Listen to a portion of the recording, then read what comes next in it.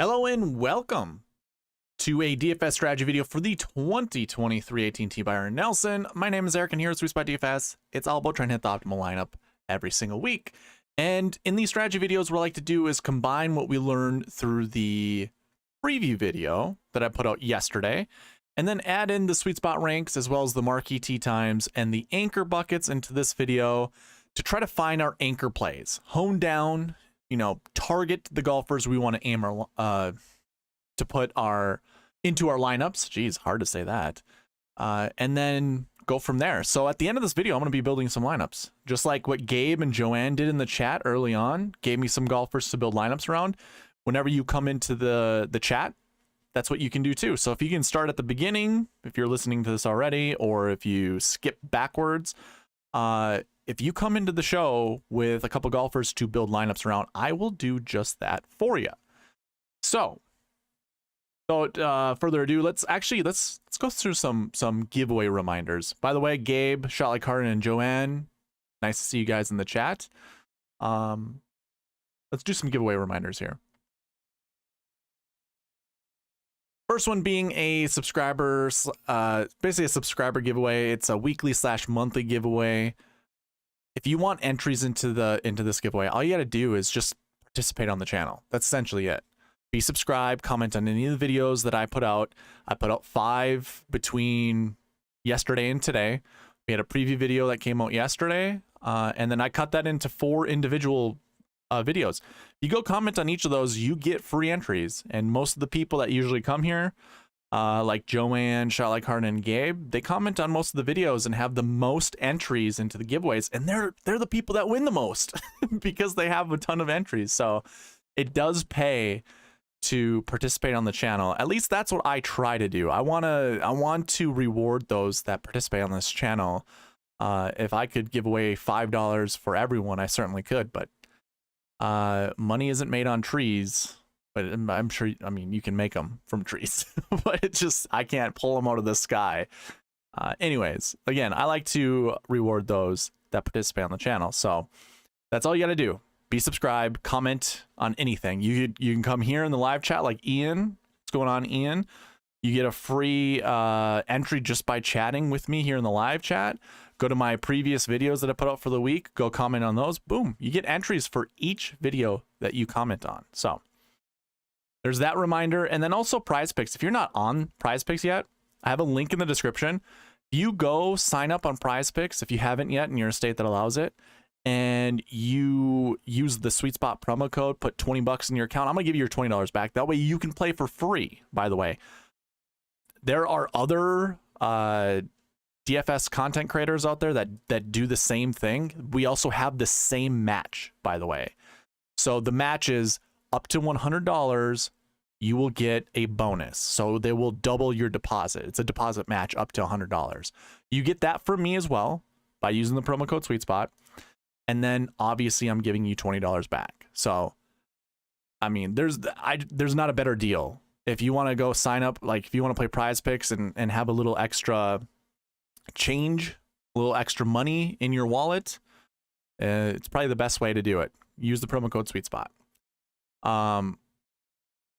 Again, there is a link in the description. If you click on that, it'll send you to the home page. I know a lot of people are confused by that, but then if you go to sign up, it will already populate the SweetSpot promo code for you. So simple, easy, and that is our Prize Picks reminder.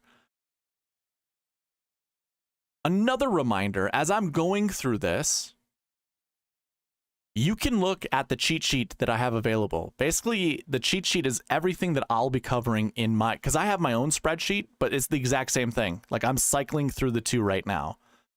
If I were to hide this column in mine, because I usually do, you can see there's the cheat sheet, there's my sheet. So everything that I cover, you can follow along with me by checking out the link in the description below.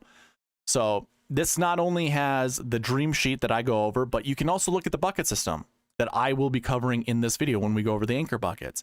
I obviously did this in the preview video, but you could also rewatch the preview video, or if you haven't seen it yet, go watch for the first time. Use this. I have all the filters on here that I use myself, and then that way, You have all this information. You can follow along really easily. It's all there for you. Again, link in the description. And also, I've had a few people reach out to me wanting to use the optimizer. This is available to you. I will be building lineups at the end of this video using the optimizer. If you want access to this and you're in the live chat right now, just send me an email right there, SweetSpotDFS@gmail.com. Let me know you'd like to use the optimizer. And then I will send it to you. I have my email up right now. I have a copy ready to be sent to other people. Just up to you guys if you want to use it. So that is available as well. And that covers all of the reminders that I have for you. So we can go ahead and start with the sweet spot ranks when it comes to this tournament. I'm going to zoom in so you guys can see this a little bit better. Basically what I'm going to do and what you can do following along with me, you know, go up to the filter icon, use the DraftKings filter that I have there for you guys. And basically I will be sorting the SS rank over here in column A. I'll be sorting that from A to Z. So this will show you who are the top ranked golfers. Now I'm going to actually go back just really quick. I'm going to sort by salary top to bottom, Z to A. And one thing that I like to point out, just for people who are wondering what would be value, what isn't, because the value column right here, this is dependent on salary and then DraftKings points scored in the season. So basically we divide the salary by the season-long DK points, this column right here. The DK average and the salary comes out to that value. So that's how that value works. Somebody asked me a question last week and I totally I didn't quite fully understand it. So that is what the value is. So if I change the sweet spot score, it has nothing to do with this value. To me, when I think about value, I'm using my ranking and trying to figure out when it comes to the salary. So in row 26, I've got Scott Stallings. He's the only golfer at $7,700. So we're going to keep that as a reference point. When I sort from top to bottom, I've got Scotty Scheffler as my #1 golfer. So basically in row 26, if anybody above this is cheaper than $7,700, that I would say is a tremendous value. And right away, we see Matthew Neesmith at 74, Ben Griffin 75, Justin Sutt at 76, Davis Riley, Davis Riley at 79, and then there's Scott Stallings at 7,700, and that's basically where it cuts off. Now, you could look at some of these other names, like Siwoo Kim is kind of low on my list when it comes to my rankings. Steven Yeager is pretty much where he should be. Mav McNeely is pretty low on my rankings as well. Some people that have bumped up would be Adam Hadwin at $8,100. Aaron Wise, believe it or not. So Aaron Wise is coming back from kind of a mental, what would you call it? Just a mental break. He needed a break to get his mentals to feeling good, which, hey, all people need that every once in a while. So I don't really have that incorporated into my rankings, but my rankings, here, let's go over those really quickly, how I come up with these points. I'm looking at OWGR points. So I have this rated on a scale of 100. So your top, the #1 golfer, John Rahm, would be at 99.99 points. You can see Scotty Scheffler's #2. He'd be at 99.67. You can see that right there. And so it scales down from there depending on the OWGR points. Now, I don't really harm anyone who is inside the top 100 or inside the top 300, I think. But anyone that isn't is just getting 0 points. So this is just one way to separate our best golfers from kind of our mediocre and bad golfers. Just a little added boost. So if we didn't have that, then we'd be basically separate, or it'd be more challenging to really sift out kind of the bad players who are hot recently versus, you know, the good players that might be struggling recently, if that makes sense. So this is just one way to kind of really separate the best golfers from the worst golfers. And then I'm looking at grass stats. So they are bent grass greens. That's what I'm looking at. You can see there's a grass 2 column, you know, like columns here. They're all the same points. So that's one thing, you know, they're all getting the same points for the grass 2. You don't even have to just ignore it. There's nothing to go over with that. Remember, this is tournament history and not course history. So I have a tournament history kind of point total here. This is weighted down. So your best golfer would be at 50 points. So you can see there's no one in here that is at 50 points.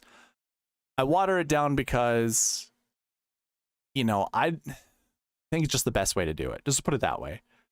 If I gave it a full 100 points, we'd really see some disparity with some golfers and some rookies that come into play that maybe top 10 this or top 20 the year before, just out of luck or happenstance. They'd be rated pretty well, but if I can water it down, it doesn't really separate the bad golfers from the good golfers per se. Then I'm looking at season-long bogey avoidance, birdie or better, driving distance. This is all based off a 100-point scale as well. So your best golfers will be closer to 100, where your worst golfers will be, you know, lower. But it's not really dependent on, like, I have this in tiers. There's no score. You know, some people do it by, you know, 12 point. Here, I'll show you. So some people will grab like this number, 8.95 and 10.96, and they'll create like a huge disparity between 2 points. Because then when you average this out and you get closer to the middle, which is around like 15, there'll be a lot of golfers at 15, and you kind of want to make some point total, some point dispersion that separates them. So what ends up happening is like your Scotty Scheffler will just be that much better than Tom Kim. Like it'll be like, you know, if we're going on a point scale, it'd probably be like 20% bump. Whereas like Tom Kim away from Adam Scott wouldn't be that big. Or it wouldn't be that, because obviously that's a big total. But like, I don't know. I can't find a perfect example. But either way, that's kind of my point total that comes into here. And you can see 90 points versus 85. There's not a huge disparity. And then you can kind of see there's kind of a big one between Adam Scott and Tom Kim, but you saw there was a 6-point total between them. So I think I got that right. I think I have these right. I have recent form stats here with DraftKings points, average finishing position, round by round scoring. And then I've got season long with DraftKings points, round by round scoring, round under 70 percentage, cut made percentage, and DK top 10 percentage. So your best golfers are going to have 100 points. You can see Scotty is far above and beyond. And then we have a total over here. One thing to note, a lot of people have already mentioned that this is like a Jon Rahm, Tony Finau situation when it comes to, you know, when at the Mexico Open. There's a difference for me when it comes to the sweet spot score. Jon Rahm and Tony Finau at that time had like 30 points between them. Like there was a 30-point gap between the two. So it was much closer than this week where Scotty Scheffler has 100-point total, 100 points between him and Tom Kim. So I do think Scotty is far and away better than anyone in this field.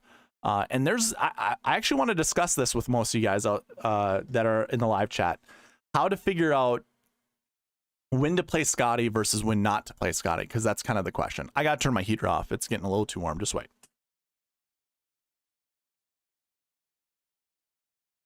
So, yeah, a 100-point difference is a huge difference in comparison to Tony Finau and Jon Rahm at the Mexico Open. So I don't necessarily see this the exact same. Sure, I get it. I understand why people are making that comparison, but it's a little bit different to me. So of course that goes, those are the rankings, or that's what goes into the model. That's what goes into the score. You can see kind of the score. It's Scotty, and then it's basically everyone else, essentially. So with that being said, some things that kind of obviously point out to me, or that jump out to me, obviously outside of the 7Ks that made their way up, Adam Scott being third in my model at $9,200. I guess we could say the same thing for Tom Kim being second in my model. And from there, it's pretty, I don't know, it looks very much like the same we see week in and week out. Siwoo Kim is low, and Maverick McNeely. Those are the things we kind of discussed, but everything is pretty much where you would anticipate it should be, based off the salaries. So me and DraftKings were kind of close. It's pretty close, but that I shouldn't say but. That covers the sweet spot rankings, the sweet spot score. Of course, these rankings then go into the marquee tee times. And this is one thing that I like to look at every single week because it's pretty successful. So when I look at these marquee tee times, one thing you guys have to remember, and if you're new to the channel, welcome. I go over these marquee tee times because it helps us narrow down on anchor plays. So as I go over this, I want you guys to consider 2 to 4 golfers to anchor your lineups around. And so the genesis of this began before the PGA Championship at Kiawah Island, the one that Phil Mickelson won. And I've been tracking it ever since. And it's less than 10% of the time that the rules I'm about to tell you do not work. So we select 2 to 4 groups. I've selected each group that go by 3 golfers in the same tee off group. You pick 2 to 4 groups and 1 golfer from each of those groups to anchor around your lineups.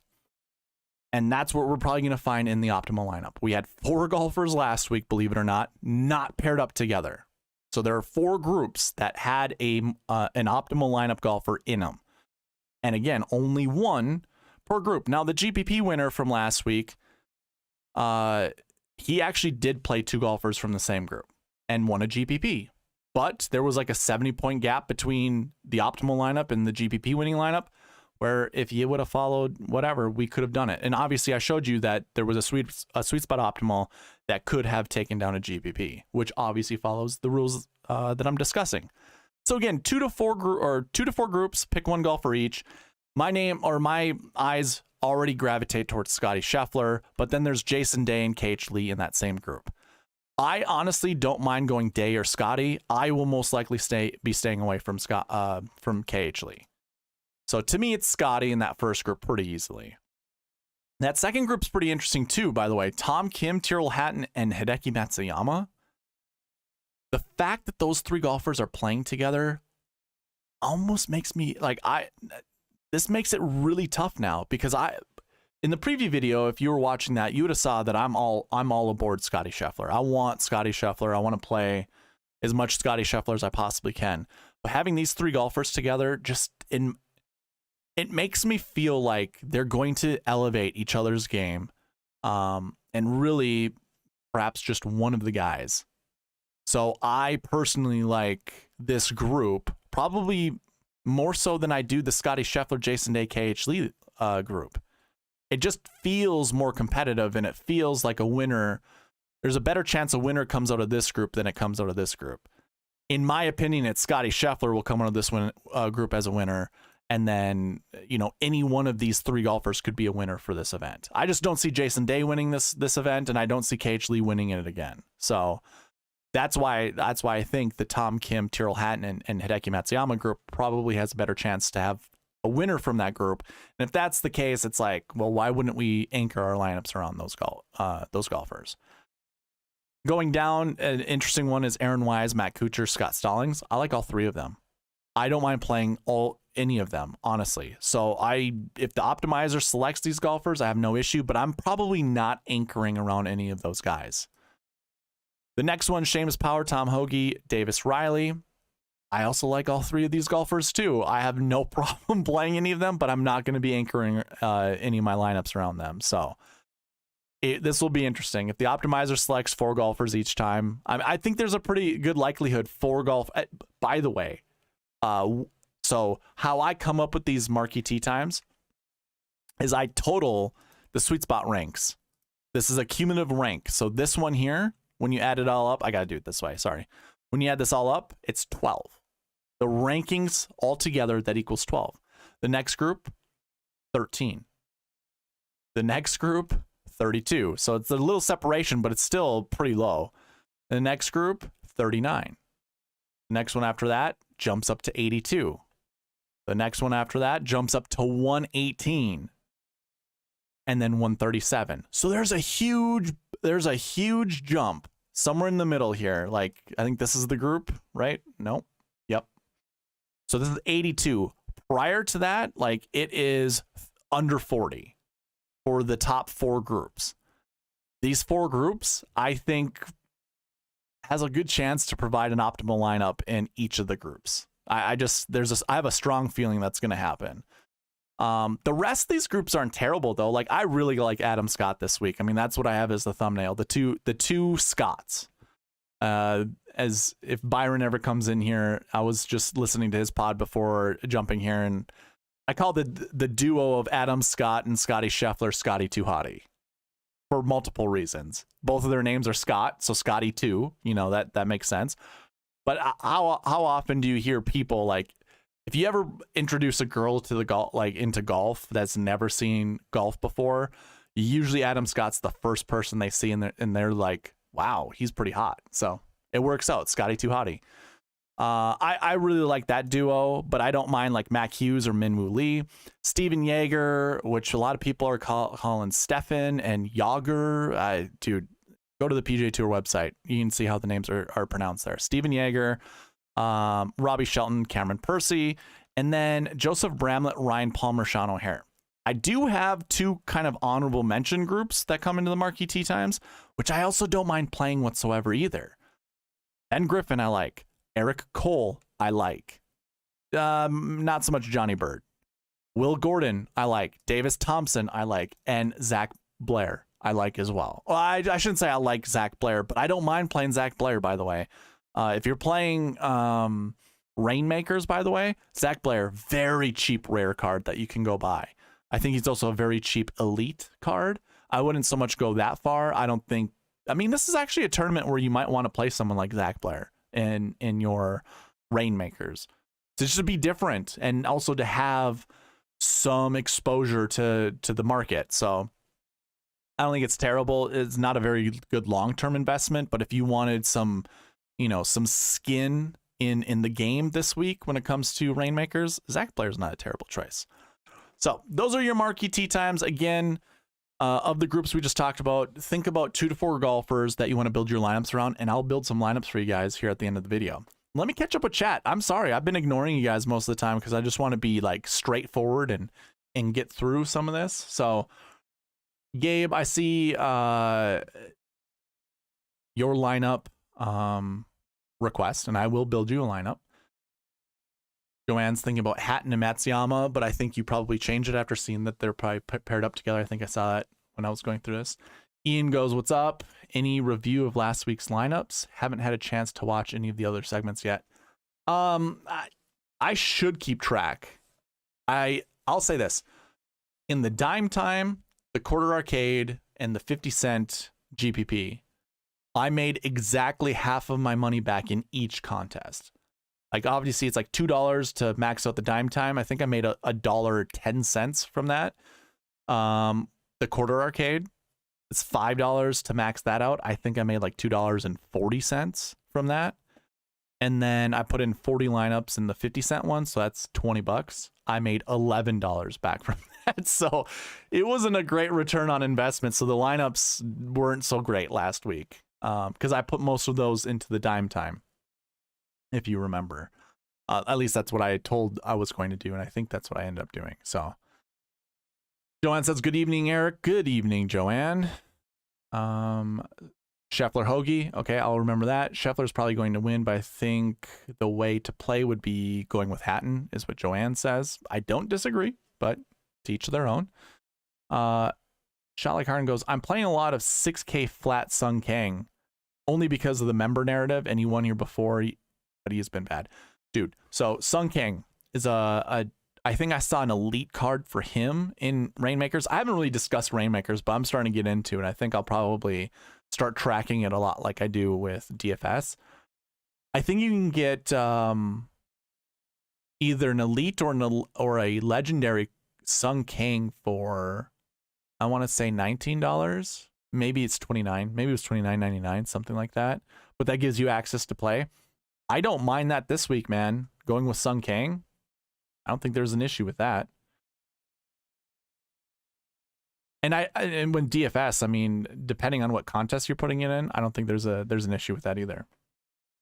Playing a lot of Texans and Aussies, not a bad choice. You play Scotty in Texas no matter what. Yeah, I agree. Can't play Hatton and Matsuyama. They play together. Okay, so I'm guessing you're gonna give me another duo, Joanne, I imagine. And hey, I don't mind KH Lee winning 3 in a row either. That'd be amazing. That'd be so cool. Jaeger for first round league. That's awesome. Okay, now that I've caught up with chat, let me go ahead and get into the anchor buckets. So what you can do is follow along with me. Basically, you know, when you go use the cheat sheet, you can go to the bucket system, hit that filter, boom, hit the bucket system, and put that. I'm going to put my filter on. Of course, I have it under stroke scan. I do this every single week. I got to remember. And the first thing that we do when we look at anchor buckets is we go to max projection and we filter by condition greater than or equal to 2. That is the magical number.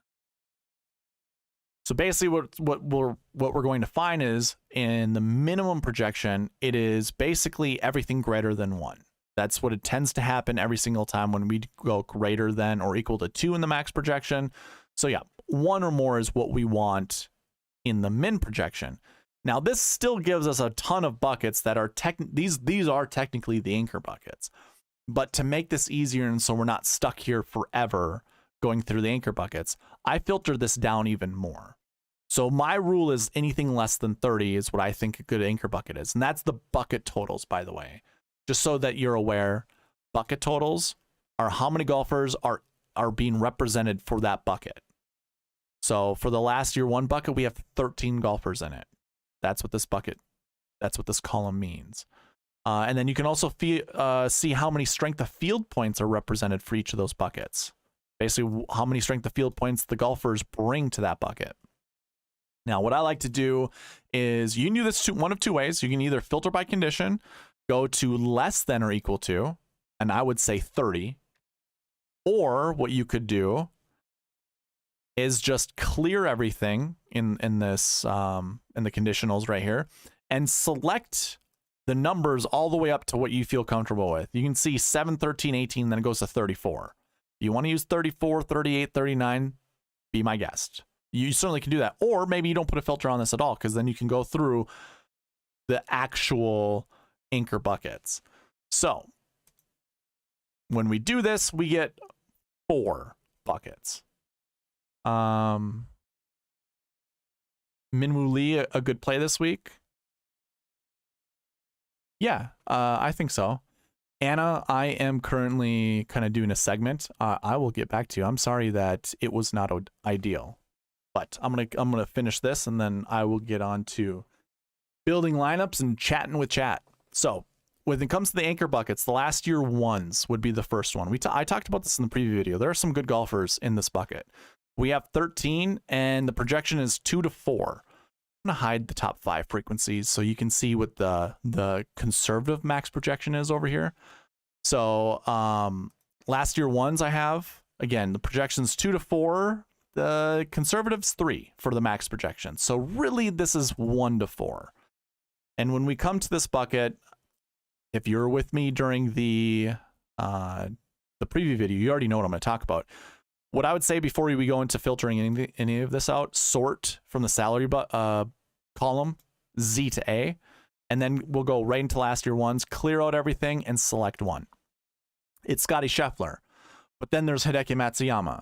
So, like, you know, this was my conversation in the preview videos. A lot of the buckets that we're going to see Scotty Scheffler in, Hideki Matsuyama is also there, and he is that much cheaper, but so too is Tom Kim. Like, I don't mind playing Tom Kim either. It's just I can't not play Scotty. Like, Scotty seems to be the guy that just seems like the best play no matter what. But here are the rest of the golfers. So when you guys are thinking about combos and creating, the dark green color over here indicates a marquee tee time. Hopefully you kind of had a little idea who you liked when we went over the marquee tee times. Here's an anchor bucket. This is a bucket you want to select golfers from. And there are some good names here. Scheffler, Matsuyama, Tom Kim, KH Lee, Matt Kuchar, and then we can kind of fill in the rest. I wouldn't so much say Seamus Power's a great play, but I don't mind him. Same goes with Tom Hoagie. I don't mind playing him. Not like it's a super great play. And then I would say a lot of these are fillers down here. So I've got no issues with this. That's anchor bucket 1, basically, the last year 1 bucket. Go to the next one. It would be the tournament history 2. Now, this is one of those things I posed like kind of a question in the preview video. You don't have to use this bucket whatsoever because there were 3 tournaments or 3 golf courses played at this tournament. Does it really matter if golfers have played in each of those golf courses? Does the event itself provide enough allure that makes tournament history even that big of a deal? Probably not. If I'm being honest, as great as Byron Nelson was, I don't think outside of like being a Texan that this event is that big of a deal. So if you don't want to look at tournament history, I don't blame you. Not a big deal. But I'm just going to talk about it since it is part of the anchor buckets. So there are 18 golfers in this bucket, and our projection is 2 to 4. And actually, the max projection drops the minimum down to 1. So it's really 1 to 4. So let's take a look at the basically course history 2s, but the tournament history 2s. Remember, if you are following along with me, to select everybody in the last year bucket that we filtered out, and then we go to course history. I didn't update it to tournament history, and we go to 2. And remember, we want 1 to 4 golfers from here, and look at that. Scotty Scheffler, Hideki Matsuyama, KH Lee, by the way, KH Lee. 1 to 4 is the projection. Again, personally, I guess to me, same thing. Scotty Scheffler, Hideki Matsuyama, it's like my 1-2 that I can't not get away from. I'm really leaning towards Scotty, but I've got some doubts that tell me I should be playing Hideki. With that, though, I really like Adam Scott this week. You know, I've already mentioned that before, and I don't mind some of these other guys like Scott Stallings. I don't mind playing him. You know, we were looking at Aaron Wise during the marquee tee times. Like, that doesn't seem like a terrible choice either if you wanted to be a little risky. Hey, put it this way. Do you want to be risky this week? Go KH Lee, or Hideki Matsuyama, KH Lee, and Aaron Wise. Start your lineups that way. I think that's super risky because, like, really, is KH Lee going to win a 3rd time in a row? And are we sure Hideki's neck issues aren't going to be an issue here? And are we sure Aaron Wise's mental issues are not going to be a concern here? That would be, you know, pretty risky in my opinion. So that's maybe one way to find leverage this week. I'm not going to use that narrative, but you certainly can. Anyways, my number 1, obviously Scotty, and then Scotty. Like, that's my 1-2. I think that's where I'm going to start most of my lineups with, but I can be convinced otherwise. Like, I love doing the live show because you guys are going to give me some ideas, and a lot of those lineups are going to look really good. So can't wait to see that happen. Going to the next one would be recent form 2s. We're looking at 1 to 3 as our projection there to finish inside the top 10. So we take a look at this. Well, it's recent form 2s, right? Not recent form 1s. We have Hatton and Matsuyama. So Matsuyama's in 3 of the anchor buckets that we've talked. The 3 that we've talked about, he is in. And by the way, he's going to be in the 4th one because the 4th anchor bucket is the 9K range. So Hideki Matsuyama is in 4 anchor buckets. 4 of them. And that doesn't guarantee he's going to be inside the top 10. That's not going to guarantee he's going to win this event. But, dude, that's scary talking. And then Charlie Carden goes, Hideki putts best in Texas. Okay, wonderful. Yeah, that's odd. A lot of these things are pointing towards Hideki. We're gonna have to build some Hideki Matsuyama lineups. And Joanne says try Scheffler and Matsuyama for a pair. I don't mind that either. So I think we'll probably end up doing that just to see what it looks like. Probably isn't going to be very attractive, but we can certainly try. But yeah, our projection for this bucket is 1 to 3. So it could be literally anyone from this bucket. One person from this bucket could finish inside the top 10 and the bucket successful.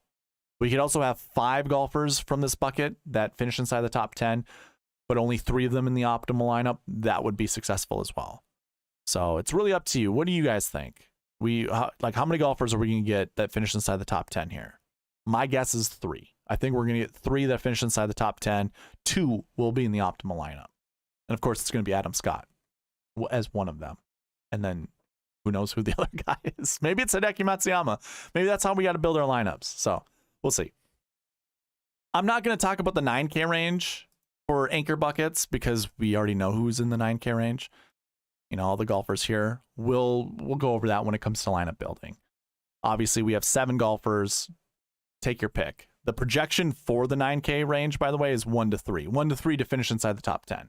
So I wouldn't be surprised if 2 finish inside the top 10, but I think only 1's going to be in the optimal lineup unless it is Hideki Matsuyama and Adam Scott, which might happen. I might have to build some lineups like that. So there we go. We got through the anchor buckets. We can start building some lineups. And I'm going to throw some music on too. On a new playlist. By the way, if you guys find some like royalty-free music that you'd like me to play, I will play that for you guys. I have no issue with that.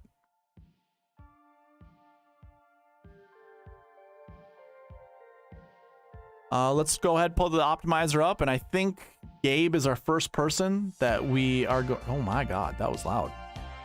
Let me know if the music's too loud for you. That just came out of nowhere. I was gonna make a joke there, an inappropriate joke that Anna would enjoy. Let's see here.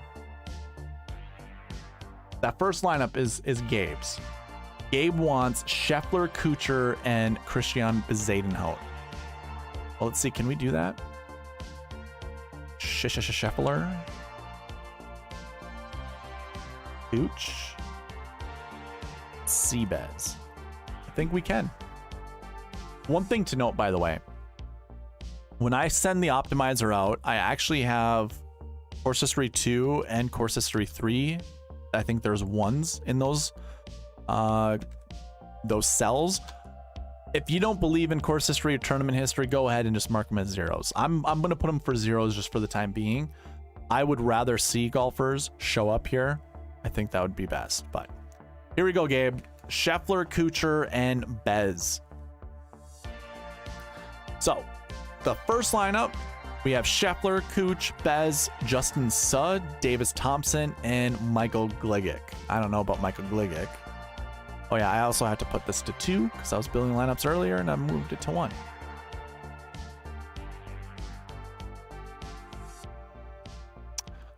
Ooh, I actually like this lineup. Scheffler, Kuchar, Bez, S.H. Kim, Trey Mullinax, and Cody Gribble. I don't mind Cody Gribble for a 6K play. I think, remember, Cody Gribble has won a golf tournament before. And I think something happened where his game just kind of fell off. But I think he's a little bit more well-rounded of a golfer now than he was back then. So I think it's an okay play. What I think I'm going to do is probably build like 5 lineups per person. So I would rather much just shotgun through some lineups, try to figure out some good plays, and then move on to the next one. So you can certainly put in several combinations, and that would be perfect because we'll get to them.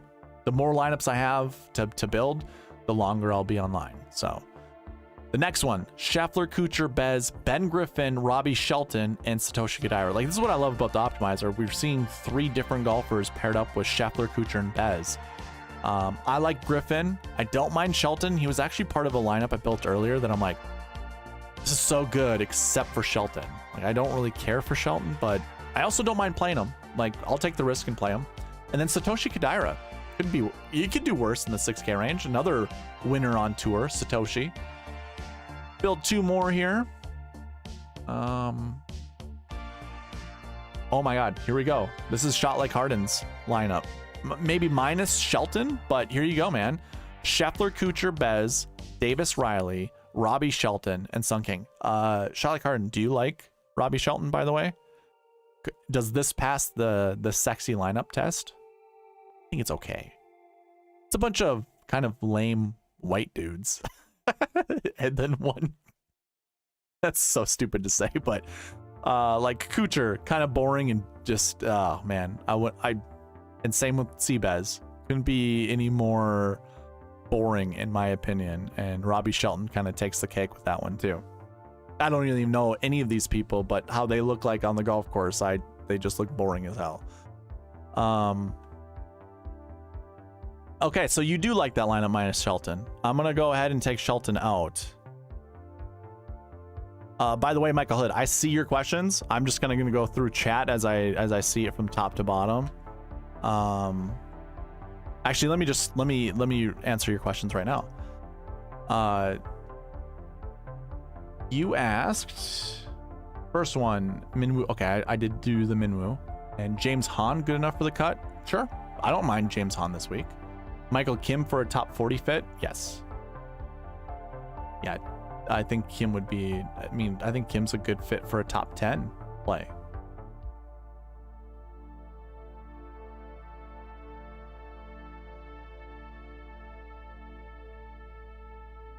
Okay, so I don't think I have any other question.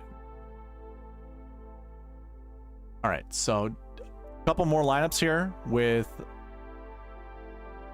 for Gabe. Ben Griffin, Davis Thompson, and Martin Laird. I don't mind that. I was going to come down here and take out the no from Sung Kang, right? Did I already do that? I did. Okay, cool.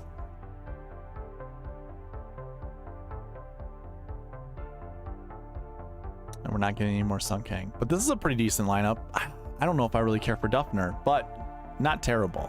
I'll do one more. Go past 5. I don't like that one either. Sutton Thompson. I don't mind that. Having those guys just show up. It's an okay lineup. Ben Griffin, Davis Thompson, Russell Knox to go with your 3, Gabe. That's not terrible. And then one more. Yeah, okay.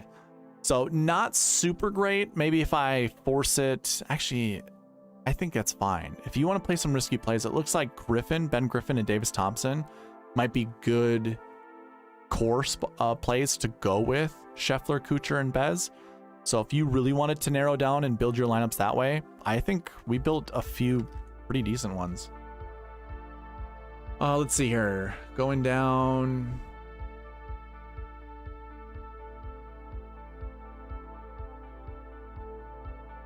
I think, Scheffler and Hoagie. So Shot Like Harden would like to see Scheffler and Thomas Hoagie.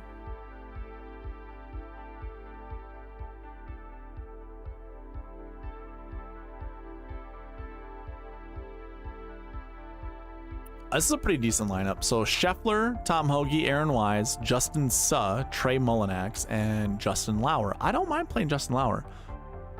He was going to be one of my anchor plays this week, but I was kind of looking at his stats.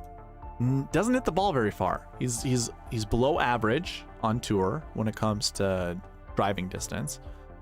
His approach is pretty much even. He is in the negative, but it's really close to 0. So I would consider that pretty much even.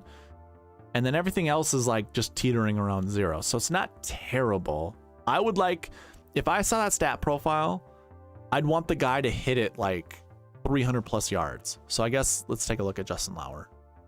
Of course, you can find this out on the cheat sheet as well. So we go down to $6,700, find Justin Lauer, who's 36th in my model, by the way. And scroll all the way over to driving distance.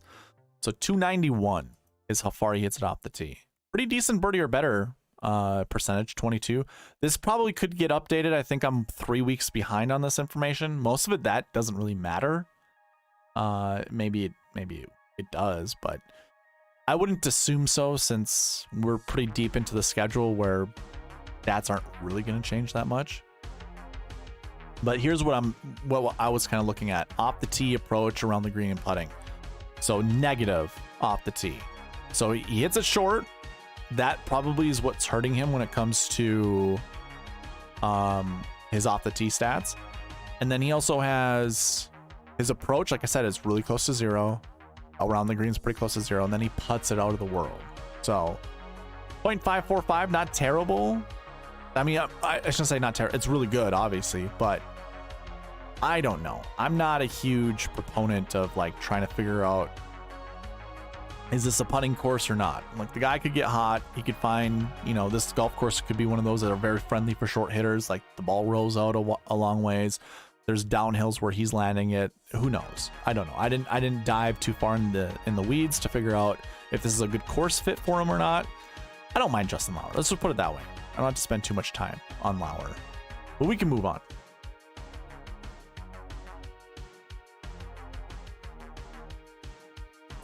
Here we go. Another Cody Gribble to go with Robbie Shelton. For the people that are in chat, give me a 1 if you just want me to cross off Robbie Shelton for the rest of the night.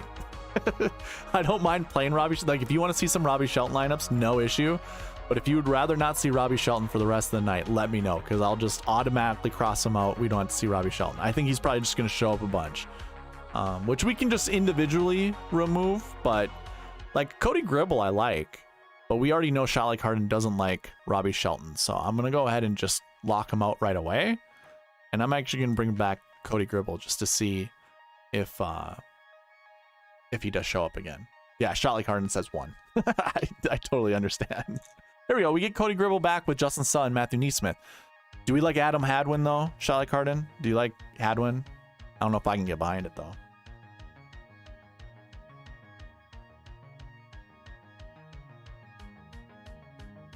Joanne even says 1. Okay. If I get one more 1, we're crossing them out for the rest of the night. This isn't too bad. There it is. There's the 1. Okay. Robbie Shelton's out of here the rest of the night. No more Robbie Shelton. Ooh, this is a decent lineup shot. Scotty Scheffler, Benny Ann, Tom Hoagie, Scott Stallings, Trey Molinet. I don't like Michael Kligic. Never mind. Gross. Neutral on Hadwin. Okay, good to know. Scheffler, Hoagie, Hadwin, Stallings, Neesmith, Russell Knox. How do we feel about Russell Knox? I don't mind Russell Knox, but how do you feel? It's not terrible. Scheffler, Hoagie, Hadwin again, Stallings. Okay, how about this? Let me lock in Sung Kang and see what we end up getting, just to give you a Sung Kang lineup.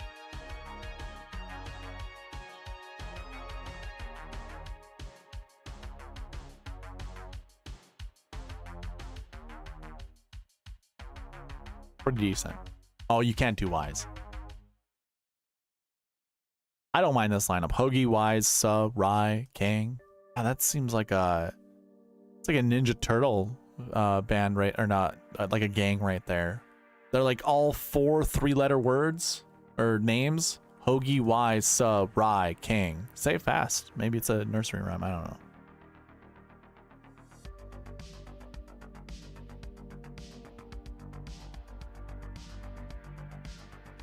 Here we go. Here's a good lineup.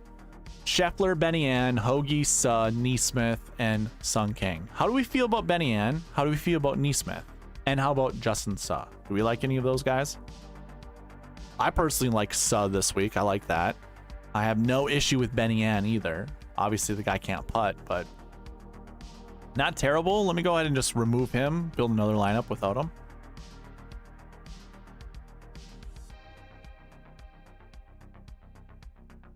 Oh, I could not care any more or less than Adam Hadwin. I don't want to put Adam Hadwin in my lineups. I feel the same way that I did last week at the Wells Fargo and he missed the cut. Here we go. Minus Glover, I like this lineup. Scotty, too hottie. So we have the duo up there. Tom Hoagie, Justin Suh, Lucas Glover, and Sung Kang. Love that lineup. Trying to get over Ann getting cut last week. Yeah, but hey, being in the cut bucket 5, not a bad bucket to be in. The projection is 1 to 3 to be inside the top 10. So maybe it's him. Maybe it's Benny Ann's week. I'm gonna go ahead and remove Lucas Glover from this. I'll build like 2 more with Kang. And then I'll build 1 more after that just to see how you like lineups without Kang in them. Ooh, do we like Monty? Scheffler, Taylor Montgomery, Hoagie, Ben Griffin, Matthew Neesmith, and Sung Kang. How do you feel about that one? I don't mind that, but I'm not a huge fan of Taylor Montgomery. Let me do this again. Last one with Sung Kang. Okay, not terrible. What did you say? Top 20, not somewhere in here with C-Bez. So there you go. Scheffler, Hoagie, Bez, Justin Suh, Aaron Rai, Sung Kang. It's probably the best one we've built with Sung Kang in there.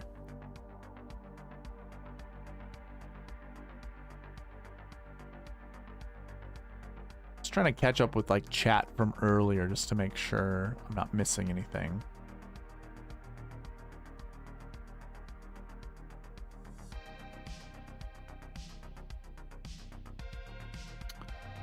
Let's see here.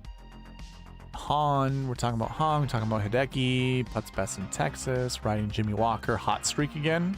He's from Texas. Yeah, you know what? I guess I don't mind Jimmy Walker this week because it's a pretty terrible field. Okay, I'm caught up with chat. JK Lawrence says, only if you could build a model that automatically collects all the players needed from the bucket, or have a model that shows how many buckets the player is in. So eventually I will with the website.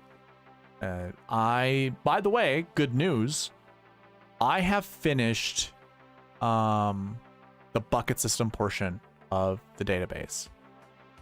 What's been a pain in the butt throughout this entire process of me doing this, because obviously I've been talking about it for over a year, is data validation. So most of the validation that I need to do is by players' names. So imagine you have Ted Potter Jr. as a name. There are some times where I've recorded this information from PGA Tour website, some of it from Data Golf, some of it from ESPN. They have Ted Potter Jr. in there different ways. It'll be Ted Potter, comma, Jr. It'll be Ted Potter, comma, Jr. period. Or it'll be Ted Potter Jr. with no comma and no period. So then when you go to, you know, basically do a VLOOKUP to try to find this information, you miss spots because it's not absolutely the same. You can put a like statement in there, but a lot of times whenever you put a like statement in, you'll grab information that isn't truly true. So most of my headache from this whole process has been data validation. But good news, I have set up an update file that kind of combs through pretty efficiently, figures out the correct names that I can then just boom push over into the database, simple and fast. So I have the bucket system all updated. I also have every tournament updated from 2013 to the Wells Fargo Championship. The last little bit piece that I need to add are the strokes gain stats, but like I just told you, I've done the update file. So the strokes gain stats should be super simple to add over because I've been keeping that separate in a different file. So once that's all done, it's report time. And report time, kind of like what J.K. Lawrence, if you could build a model, I'll be building reports that do that. I'm going to show you the most common combinations that you can put together. Like, you know, of all the 6K golfers, what other buckets are they in that finish inside the top 10 for each tournament? It'll be able to show you that. I'll provide a summary of it on the top of the report. You'll get to see like, hey, if you want to play a 6K golfer, what are the buckets you should be focusing around? Would it be recent form 4s? Would it be recent form 3s? Maybe course history 2s, 3s, 4s, stuff like that. Like, do you want good course history with the 6K golfer, or do you just want bad course history? And then you also see who the golfers are. What are their names? You know, was it Daniel Berger at $6,400 like 4 years ago, 5 years ago? Or was it Michael Kim? You know, that kind of stuff. So I'm excited. I finally, I got that all finished Sunday. So this weekend, I'm hoping that I will finish the rest of it, and then I'll just work with that data to build reports from it. And those reports are things that you can just put into a website super quick, super fast. It's just linking the report, because I have a Power BI account online. I just put all of my stuff into those reports. Is exactly what Rick Run Good does, by the way. So it will look a lot like his site, most likely. Obviously, we'll have my color scheme with black, red, and white, and hopefully it will just look cleaner to what I like. I'm very aesthetic. That's why you see what you see right now. Everything's red, black, and white, and sharp and bold, and I mean, that's just my style. That's what I like. So all within time. I'm hoping to get a website up and running by the end of the year. So then in the next year, we'll actually be able to use it and all that good stuff. But anyways, yes, JK, that's something that's been on my mind for a while, to do something like that. It wouldn't so much be a model, it would just be showing you the raw data, like what the buckets, you know, like which golfers are in the buckets and what are their other buckets that go with it. And then I'd show you like a percentage of combinations that are together, like I used to. Like here, let me show you something. This is something I noticed. So I had this notes page. Has anybody been with me that have watched this since like 3-4 years ago? Shot Like Harden, you're one of my first like followers, listeners. Like one of them, but not completely. Shoot. I don't have it here. Okay, so it must be in a different one. Let me try to find one. Maybe I have it for the US Open. If I go to the note, yeah, look at all this stuff. Notes page. So let me zoom in. I want to show you guys. This is what I used to do. We were mostly looking at last week information, so I'd show you all the combinations that were like finished 1 through 10. And then I would do all the counts, like how many last year or last week ones. I would do a frequency, like how many years did we see this happen? Out of the 6 years I was looking at, we had 5 last year ones, last week ones that were put together. We had 4 last year, 4, or we had 6 out of 6 last year, 4 last week ones. And this was my count, like the total count, how many times we saw it. And then I also had a percentage down here. This is what I want to get back to. It just took forever to do this every single time. So you would see like last year one, last week ones, 29% of golfers inside the top 10 had those buckets together. And then we also did like top 10s, 27%. So it didn't really increase, but your top 5s, this is what you would want to hone in on. The last year one, last week one. But I'm going to be able to do that with more combinations once I get a website up and running. So I used to do something like this, and this is how I used to build my line in my head, what made sense. Like how frequent did we see a last year one, last week one together? So to show you what that looked like for the AT&T Byron Nelson, like we go to 2022. How my brain works is I will look at like this column and this column. You know, this is the first tournament outside of this information here. This is just, you can ignore that. This would be the last week. So the week before the 2022 Byron Nelson was the Wells Fargo Championship. So basically I would look at all the golfers here inside the top 10 and basically, okay, last year one, we had a 25th finish. Well, I have another top 10 finish from the year before. Remember last year's from the year before that missed the cut. And then I had another one that, you know, didn't play the week before. So really, if you know how the buckets work, this would be last year bucket 1. This would be last week bucket 2. This would be obviously last year bucket 1, and then did not play as last week bucket 6. Same down here, last year bucket 1, and then a missed cut is your last week bucket 5.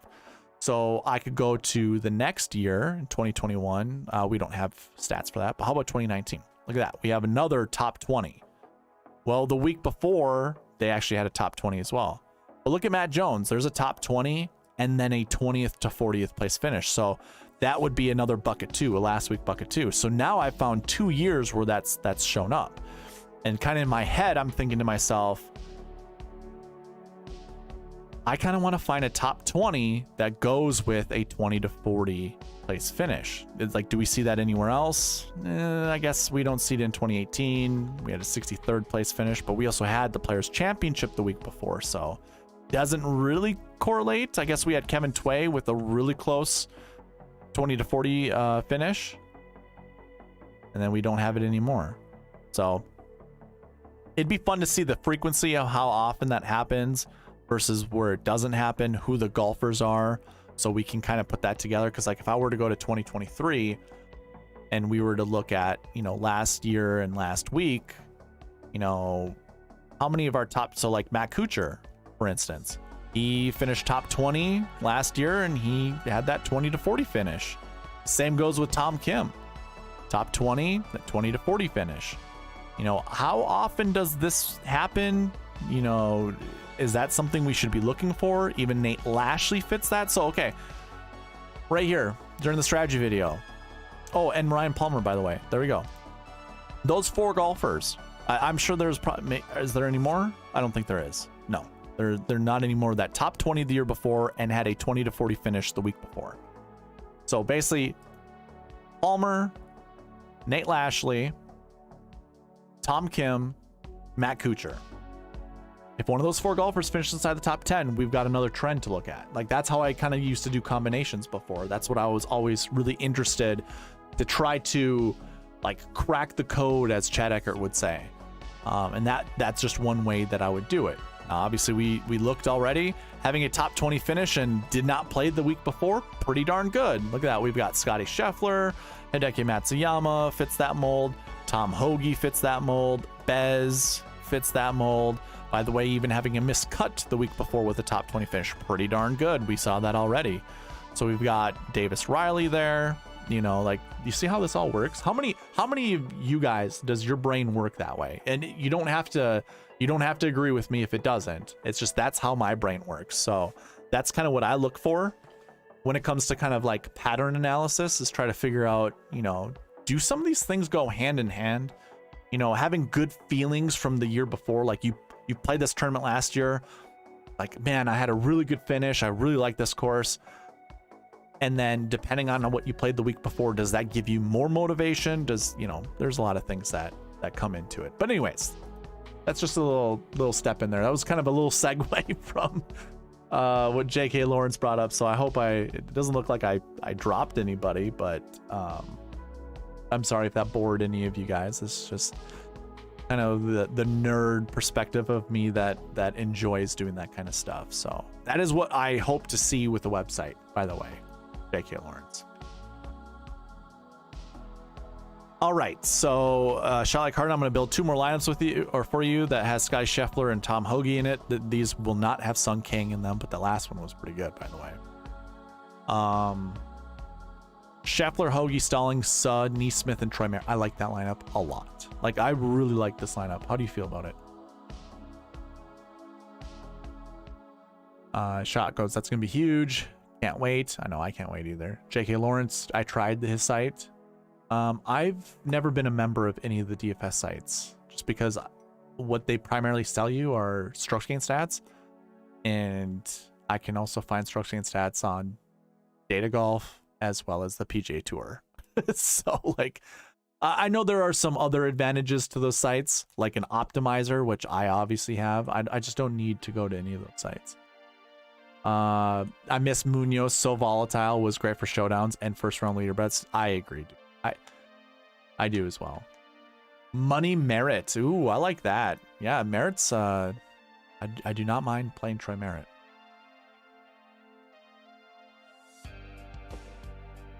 Do you like Justin Suh or Matthew Neesmith, by the way? I can remove those. This was going to be the last lineup, but if you don't like any of those guys, I can remove them.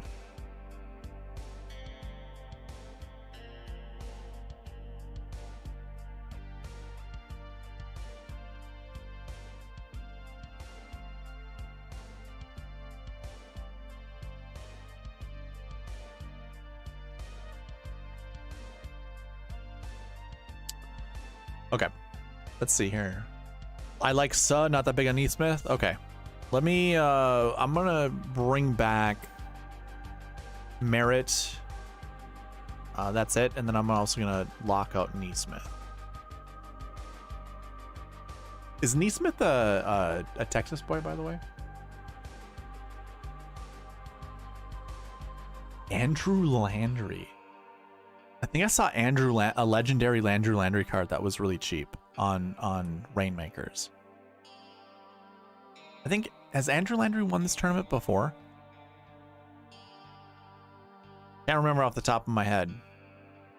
He won some Texas event. It was not this one.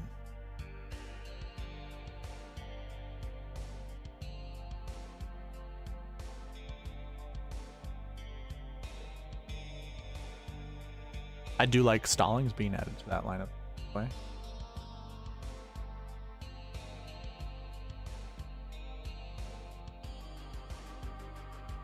Nope. Matthew Neesmith, North Augusta, South Carolina. Went to the University of South Carolina. Okay. Not terrible to go with merit. So Scheffler, Hoagie, Bez, Stallings. I really like that lineup, actually. That's a good one. I enjoy that one. Let's see here. Let me catch up. Let's see. Actually, Joanne wanted Scheffler and Hideki Matsuyama. So let's go ahead and do that. Got to remember to lock out Robbie Shelton. So Scheffler and Matsuyama. Let's see what kind of lineups we can build.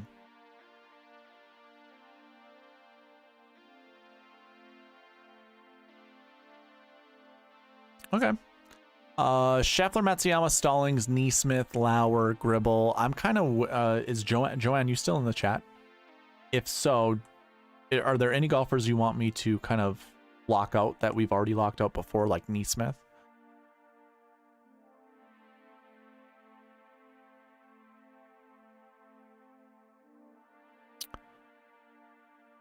Yeah, I don't know if I want two 6K golfers, but it's probably the only way that this lineup works, like having a Scheffler Matsuyama lineup. I don't mind Lauer and Knox. Let's try just with one 6K golfer just to see what 7K golfers it gives us. Because we could probably do that in 4 7s maybe, right? Or do we probably need a 6? Scheffler, Matsuyama, Griffin, Lipsky, Mullinax, Justin Lauer. Okay, it's not terrible. Not a huge Lipsky fan. I'd like this lineup. So Lauer is just getting pumped up. I'm probably gonna have to cut him out, but this is a good lineup. Scheffler, Matsuyama, Justin Suh, Trey Mullinax, and Austin Eckroat to go with Lauer. I'm gonna bring back Eckroat, and I'm actually gonna drop Lauer just because I don't want to see that much Justin Lauer. Joanne, if you didn't hear me, I had asked if there are any golfers you don't, because this is, you wanted me to try Scheffler and Matsuyama together, so I just want to know if there are some golfers you don't want me, like if you want me to stay away from, so to lock out. You keep seeing the same name show up, like obviously we saw Matthew Neesmith show up, so if you didn't want Neesmith, let me know, and then I can lock him out. Suh, Cole, Mullinax, Gligic, like I'm sure. Okay, a lot of these are about the same. Griffin, Neesmith, Mullinax, Laird. I don't mind Martin Laird.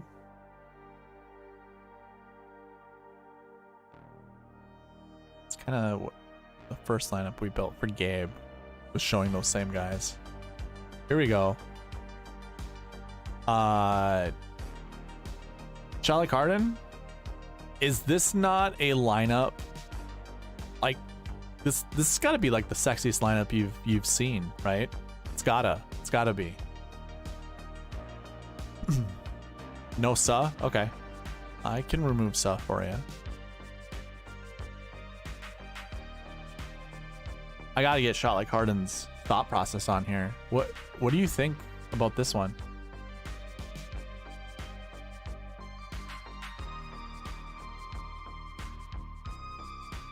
I think it's pretty sexy. Scheffler, Matsuyama, Neesmith, Davis Thompson, Trey Mullinax, Sean O'Hare. Hey, I don't mind playing Sean O'Hare. I think Degenerate 75, that's his guy, right? Or who is it? Who likes Sean O'Hare? I don't remember. Maybe it's not Degenerate 75. Neesmith, Thompson, Mullinax. I don't care for Neesmith. I don't mind Neesmith, but I don't want to. No. Let's see here. Remove O'Hare. I want to see him again. Was there anyone else that I wanted? No, I don't think so. Okay. M. Kim looks good. You like Michael Kim? What price tag is he at? Is he in the 8K range?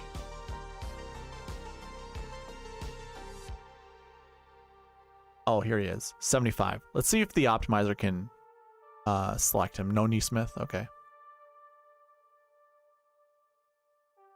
Very nice. I'm putting it in. Yeah, no kidding, dude. Like, the fact that it just happened naturally. I didn't give Sun King a boost whatsoever. Like, that's a really sexy lineup.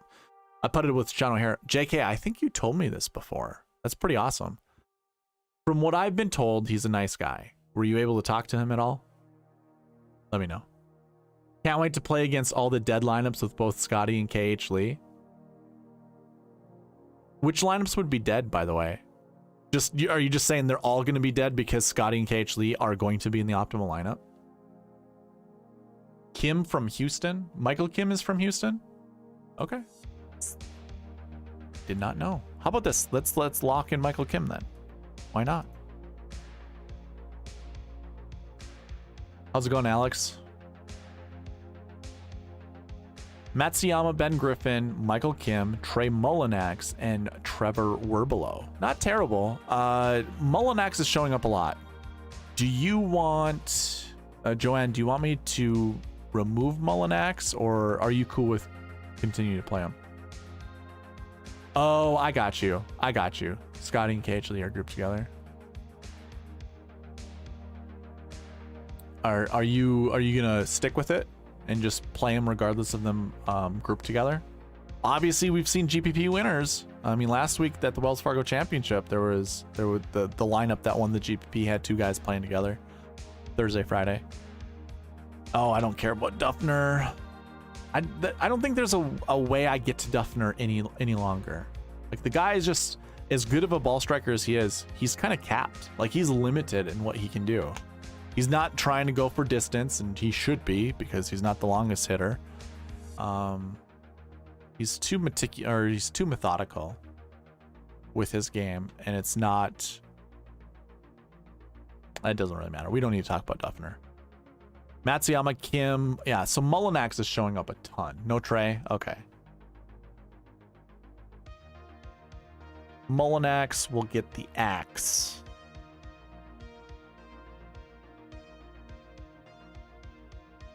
And who else can we bring back? Do we like Glover enough to bring back? Sure. I actually don't mind having him come back. Gribble. Sure, I'll bring Gribble back.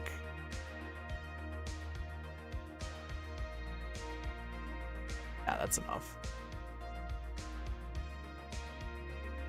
You like Eric Cole? Let's see here. So we have Scheffler, Matsuyama, Griffin, Michael Kim, Davis Thompson, Ben Crane. Ugh. Thank you with Ben Crane. So Michael Kim, Eric Cole. How about that? We'll lock those guys in together. So we have 4 locked in golfers right now. Let's see. Do we break it? We don't. Michael Gert. Jesus. William McGirt. I don't know. It's like they want all those really low 6K golfers because they like Davis Thompson that much. Trevor Cohn, I don't mind that. How about this? Davis Thompson, you're out of here.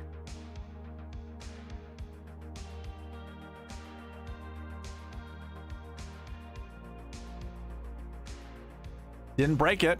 I don't mind this lineup, Joanne. Scheffler, Matsuyama, Michael Kim, Eric Cole, Austin Eckroat, and Satoshi Kodaira. I like that lineup a lot, actually.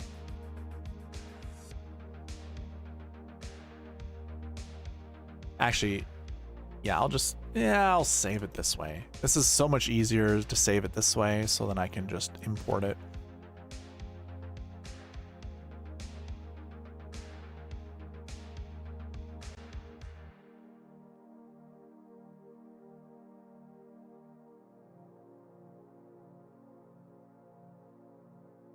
Probably no to Fabian Gomez. Nate Lashley's in that lineup. I don't mind that. This is so I'm not a huge Tyler Duncan fan, but I don't mind playing like 1 to 2% Tyler Duncan in my lineups. Kyle Westmoreland is I think he hits the ball like a mile. I could be wrong on that. Kyle Westmoreland. He is a stroke chain 3 guy. No, he does not hit the ball a mile. Those are some bad off the tee stats. Pretty much even. Which means he could hit the ball far, but just be kind of erratic. So he's pretty much almost a square zero golfer. Yeah, 310 off the tee. So he's erratic. That's what that means. Having negative or pretty close to negative off the tee stats, or being a 0 off the tee, but yet you hit it on average 310, means you're a little inaccurate. I clicked the wrong button. Imagine Trevor Cone down here, because I just saw that so there's Trevor Cone, there's Kyle Westmoreland. Well, at least Cone actually gains 0.320, whereas Kyle is only gaining 0.076. That's over season long, so I mean Cone is just a little bit better of a driver. They're actually rated out the same. 114, 114. Okay. Probably just stay away from them regardless. In your preview video, you talked about CT Pan. Do you like him more now that he's first off the tee on Thursday? Probably. Like, just as I first think about it, yeah. I do like the first golfer out. They'll tend to be the first golfer out on the PM wave the next day, which I think is pretty good. Another thing that I can't wait for, like, to have a website is, if you haven't figured out, I keep track of all the tee times, like what game number they're in and stuff like that. How great would it be, like, going to 2022, put a filter on this and go by game? And let's say, like, you know, does the first golfers out ever play well? Well, we can take a look.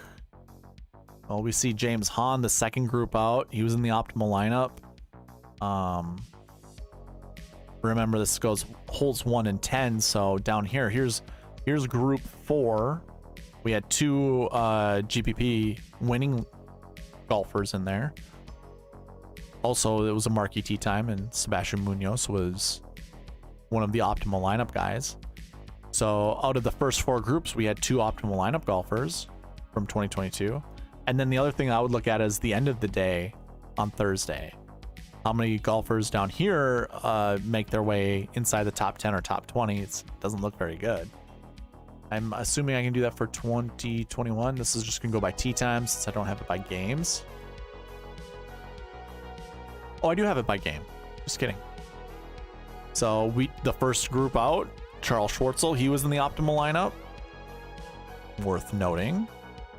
We had some of our best golfers right up here in the group. These are marquee tee times. There's another optimal lineup golfer. So that's super interesting. Do I have a filter on this? I don't think I'm seeing everybody. There's like one group 9. What would be filtering it out?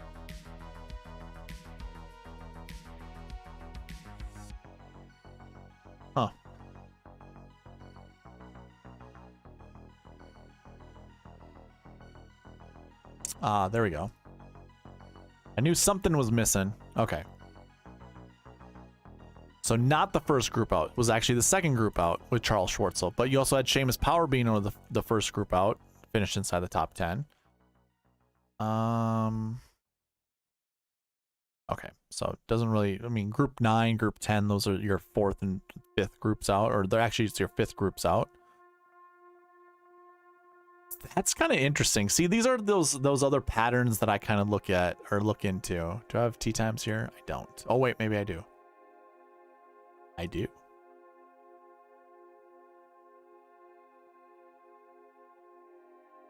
So first couple tee times.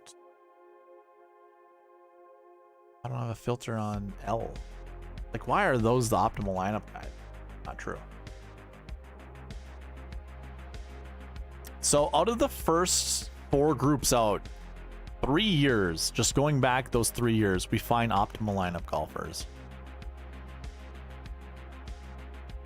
So this would be group 1. Well, Starting hole. There we go. Sorry.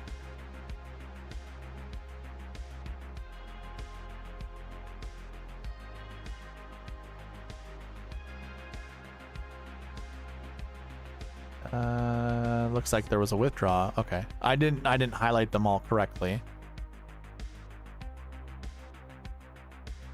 So let's see here. This is group 1, group 2, group 3, group 4, and then group 5. So this would be the third group out.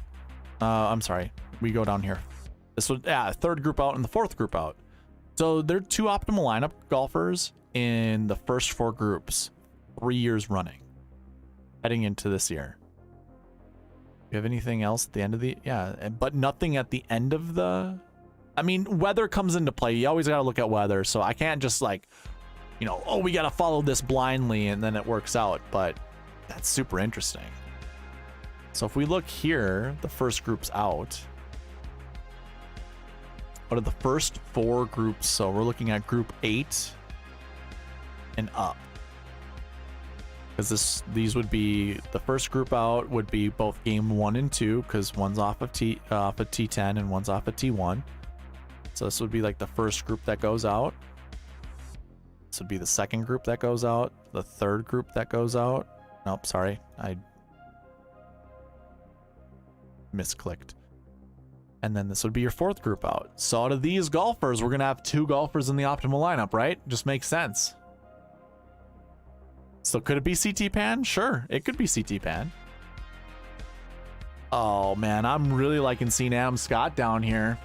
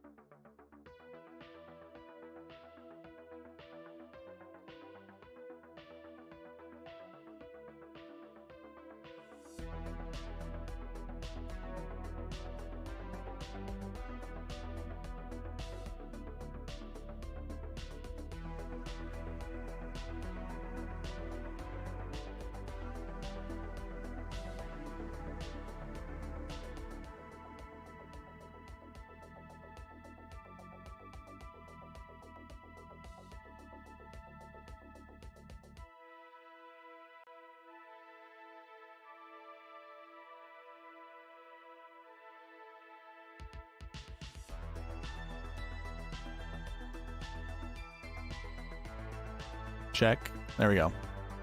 I think sometimes if I move this around a little too much, the cable actually disconnects a little bit. It's not a super solid connection.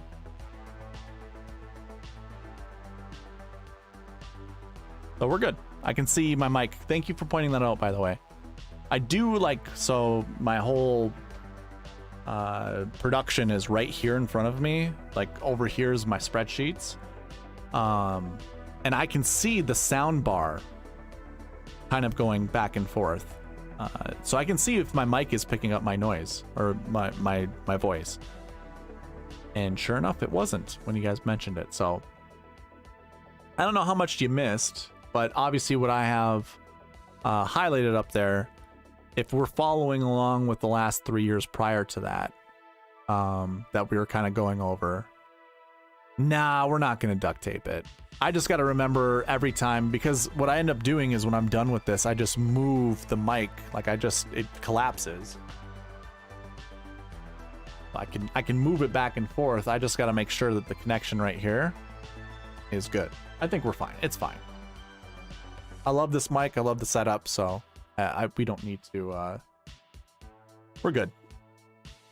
Anyways, what I was saying, if you didn't catch on, or I don't know when the mic started to not pick up my voice, but Adam Scott for me is like the guy, and then it's any of those guys that I've highlighted, I think are decent plays. Even Seabez is up there. I didn't even see Seabez. Okay, so then it's got to be Bez, right? Bez and Adam Scott. Got to make sure we always play Bez.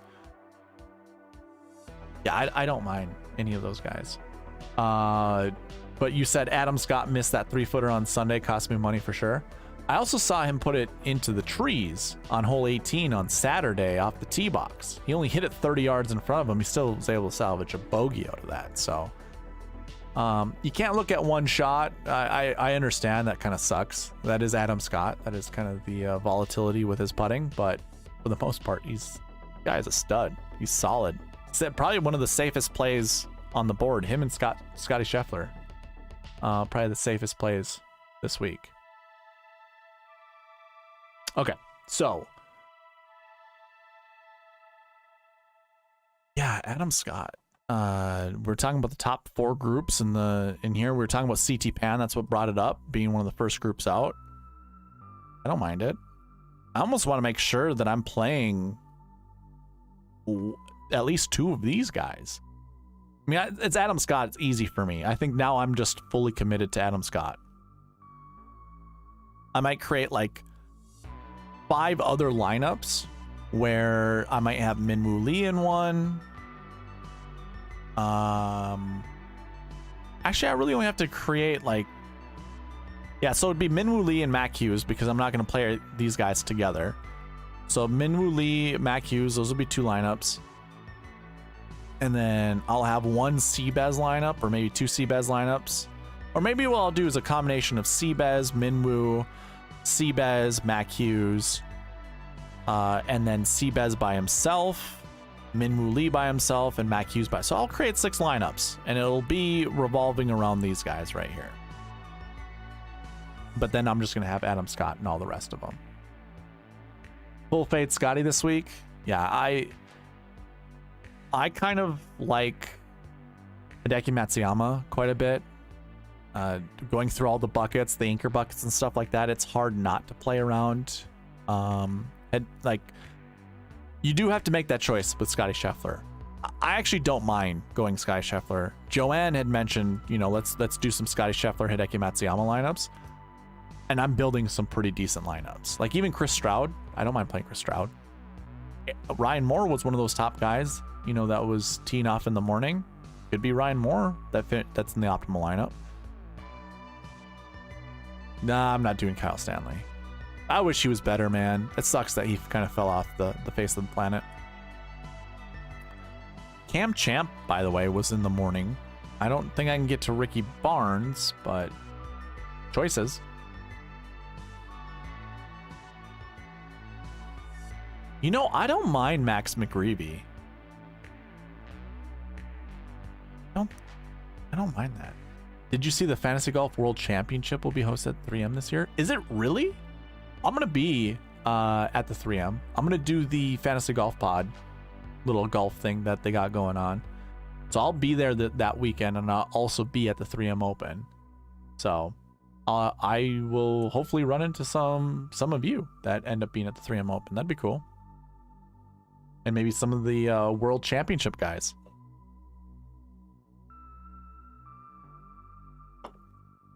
I'm always curious to see some of these people in person, because it's like you see them online, you have no idea how short they are, how tall they are, how skinny they are, how fat they are, any of that kind of stuff.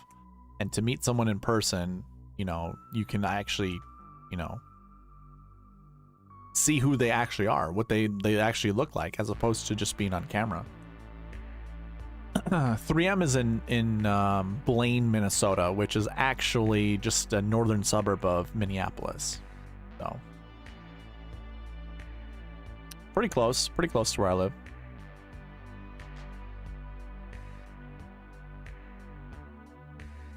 So a lineup like this, I don't mind.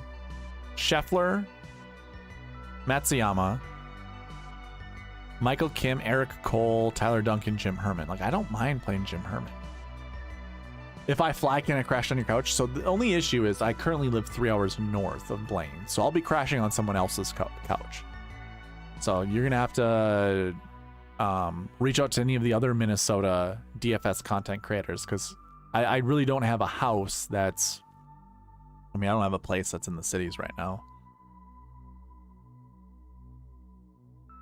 Let's do one more. Anybody have any combos they want me to build? I think that this is the last one. I didn't see any of the other ones. Any other ones that came up. I think maybe we probably have to do some Hideki Matsuyama and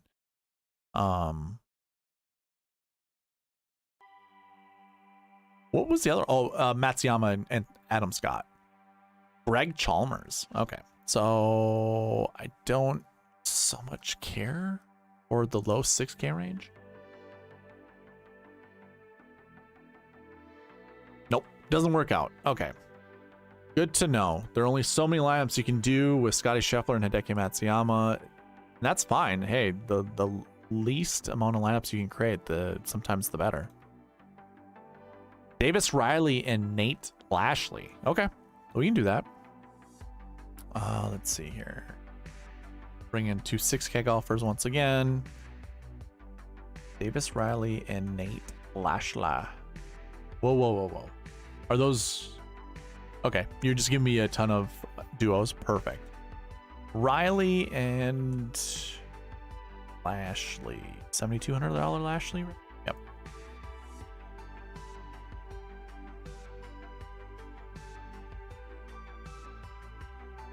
There we go. Here's a different lineup. Tom Kim, Jason Day, Adam Scott. 3 9K golfers. Davis Riley, Nate Lashley, Cody Gribble. I don't know about that. That seems a bit crazy. Whoa. Just skip the 9K range this time and go Scotty Scheffler, Aaron Wise, Davis Riley, Justin Suh, Nate Lashley, Troy Merritt.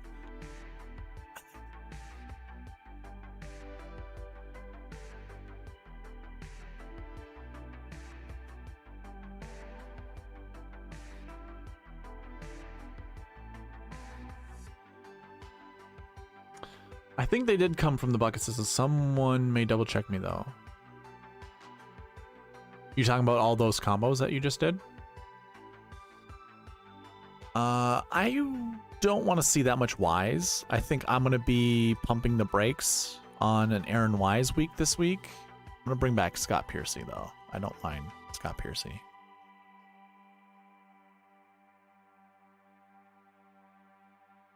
Jason Day, Adam Scott, Christian Bezainhout, Davis Riley, Davis Thompson, and Nate Lash. That's a pretty good lineup. I like that lineup. Let's see, which one do we want to get rid of? Probably Davis.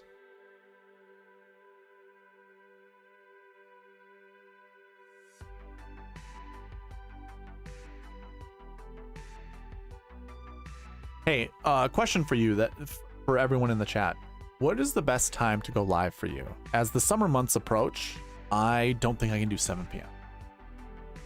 So what time would work best for you guys? I might bump it back an hour and do 8 p.m. to, 10, 11, however long you guys want to go. I also might go to 9 p.m. It might be a gradual move to 9 p.m. Would that fit most of you guys a little bit better, or are some of you guys East Coasters that like to go to bed early? Let me know. I mean, it probably would make more sense for me to do something around 9, but up to you. Just wondering. This lineup: Scheffler, Benny Ann, Davis Riley, Scott Stallings, Nate Lashley, and Cameron Percy. I'm not doing Cameron Percy. I feel like there are some of these 6K golfers that are that many years past their prime that will have the hardest time being inside the top 10 for any event. Like Scott or Cameron Percy's one of them.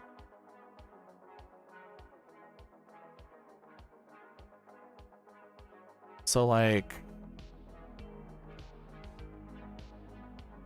I guess I have my ages over here. Yeah, Cameron Percy's 49 years old, by the way. Holy jeez, 49? Yeah, he's way past his prime. He only hits a 286. So someone like him is stifled. Like his potential is so much lower than anyone else's. Like you have to bank on his floor just to get a top 20. You got to bank on his floor. Well, not so much his floor. Like his ceiling is capped. He can only do so good. I don't even know. I mean, he's a strokes gain 1 guy. Ow. Off the tee, he's been gaining off the tee. 280. That means he's got to have his driving accuracy has to be immaculate. Anyways, I can't do someone like Cam Percy. I would just remove him from my optimizer. Anybody that's using the optimizer, I would just remove him, by the way. Oh, Alex, I see your email. I will send you the optimizer right meow.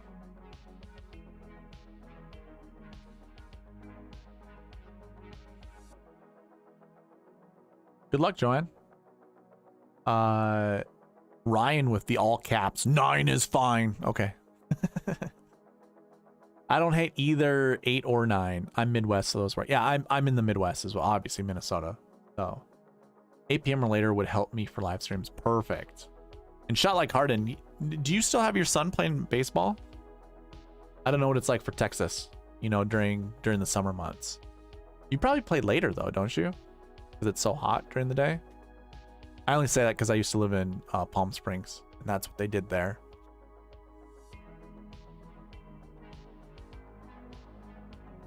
All right, man. I sent you the optimizer, by the way, so should be in your possession. Okay. So Russell Knox, I don't mind. To go with Scotty Scheffler, Benny Ann, Davis Riley, Scott Stallings, Nate Lashley, and Russell Knox. Yeah. This is really interesting. So if I don't lock anyone in, this is locked in because this is what Ian and chat wanted. If I don't lock anyone in, Scotty Scheffler isn't the first name that comes up. But because I have Riley and Lashley in there, it's just automatically locking them in. Ben Crane, his potential's capped as well. I wouldn't play Ben Crane. There we go, Sung Kang. Scheffler, Kim, Riley, Cole, Lashley, Sung Kang. Shot like Harden, that first lineup was pretty good. This lineup is really good as well. Like, what was that first lineup, by the way? Scheffler, Matsuyama, Sugg, Griffin, Thompson, Kang. Scheffler, Kim, Riley, Cole, Lashley, Kang. Is Cole in both? I can't remember. No. We have a whole different... Oh my god, dude. You're gonna sell me on Sung Kang. This is crazy.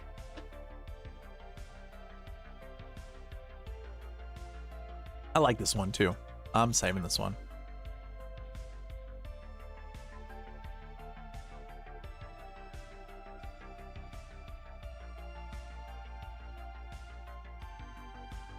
Too good, man. Too good.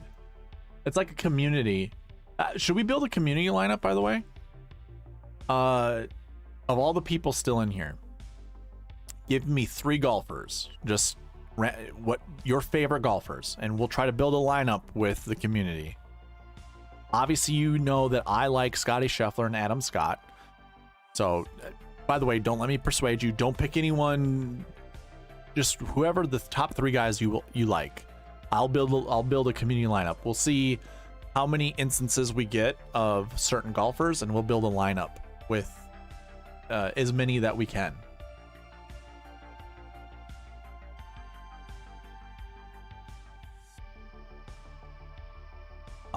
This is a pretty good lineup. Tom Kim, Maverick McNeely. Yeah, okay, so this is a lineup that I'll just never play. Which means I'm going to put it in one of my winner take-alls. Because I don't like Montgomery. And I'm probably not going to play Maverick McNeely. So I want access to it because I don't want to lose with it. It'll be my FOMO lineup, essentially. I'm going to cross out Taylor Montgomery.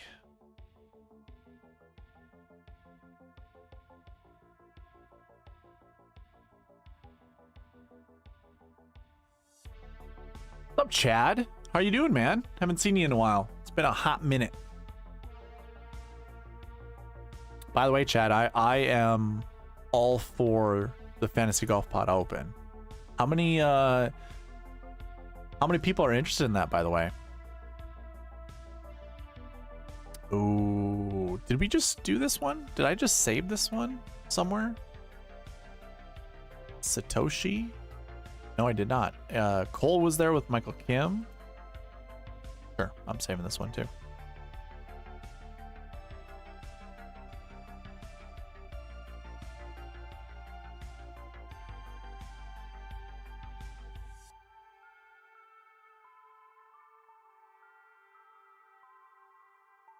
Mostly Minnesota people or anyone else from other states joining? Like, were you able to get Joe Idoni to come up here? That'd be cool. Or anyone else, at that matter, from like a different state. Like, get some of the New Jersey boys over here. Scheffler, Scott, Riley, Cole, Lashley, Stroud. I know I said I liked that, but I'm not going to save it. Oh, that's cool. That's awesome.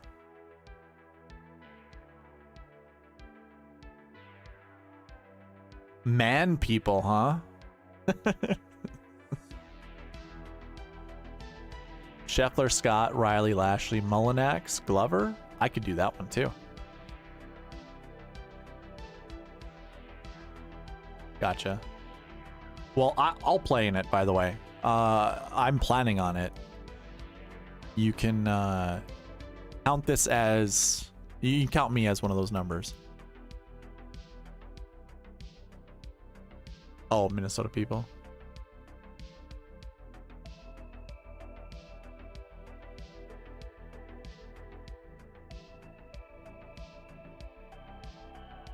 So we have the Open. Okay, perfect. So we have that. That's going to be that Saturday. Are we going to the 3M that Saturday and Sunday? Or are you just planning on doing that Saturday? Someone in chat, by the way, already said or told us that the World Golf Championships for golf, or the World Championship for golf, is at the 3M Open this year. The Fantasy Golf World Championship will be hosted at the 3M this year. Did you know that? That's huge.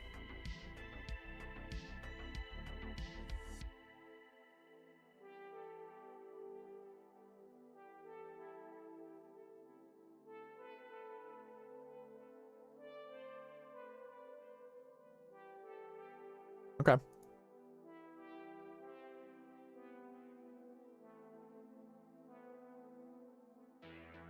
Should be fun either way. Yeah, the fact that the Fantasy Golf World Championship is there, I think that's awesome. Like, we should be able to run in or bump into some people pretty easily, I'd imagine. You just gonna be decked out in your Noonan golf gear? That'd be pretty funny. Just bring the shades and the hat, just all the loud colors. That would be cool, man. I mean, you just gotta, like, you know, big dick energy type of stuff and say, hey, I know all the good places in the cities. Let's all meet here and be a good time. A night out on town. Oh, I don't like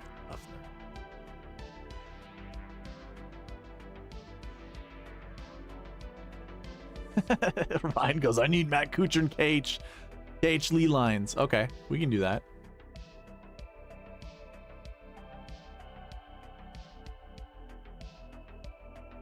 to say this one too. Look at my guys just naturally showing up. Scotty and Adam Scott. Hey, Chad, you mind acknowledging the fact that I typed in the Fantasy Golf Pod Wednesday show last week and told you Adam Scott was going to be a good play? I got laughed out of there, man. I just want some acknowledgement here.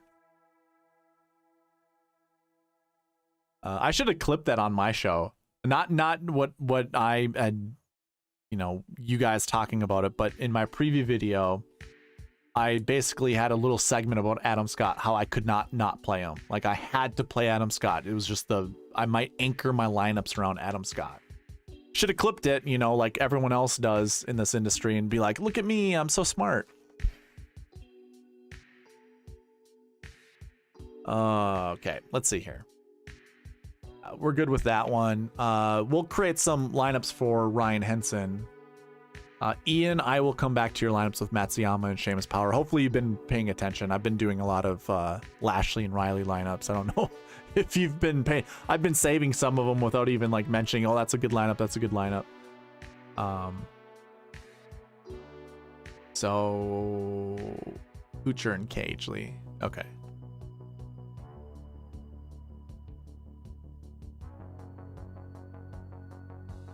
Oh, I wouldn't say that, Chad. I don't think I'm right a lot. I don't even know what my percentages are. I wish I wrote those down. You know, like how they figure out the. It's like through articles that Pat Mayo is a part of and all those things. They figure out like the tout checker and how accurate people are. I feel like I should need to write stuff down just to see if I even would contend with some of those that are high in the correct percentage.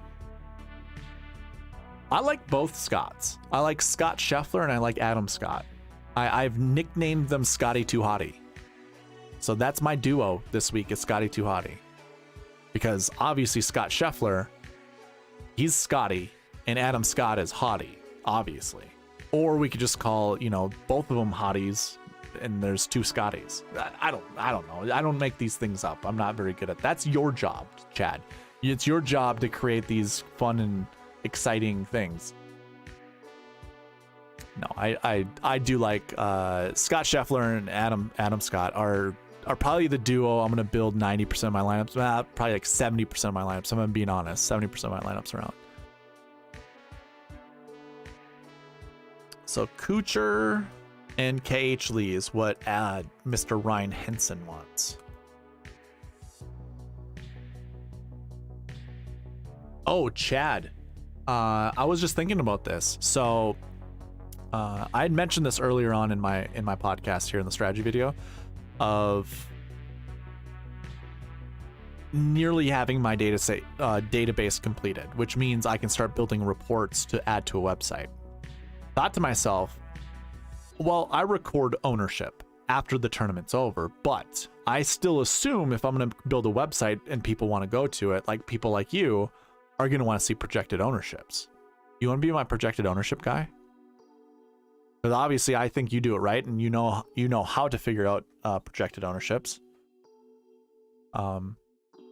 Obviously, you know I don't care about projected ownership, but I know other people do. So I would obviously want something like that added to my site at some point in time.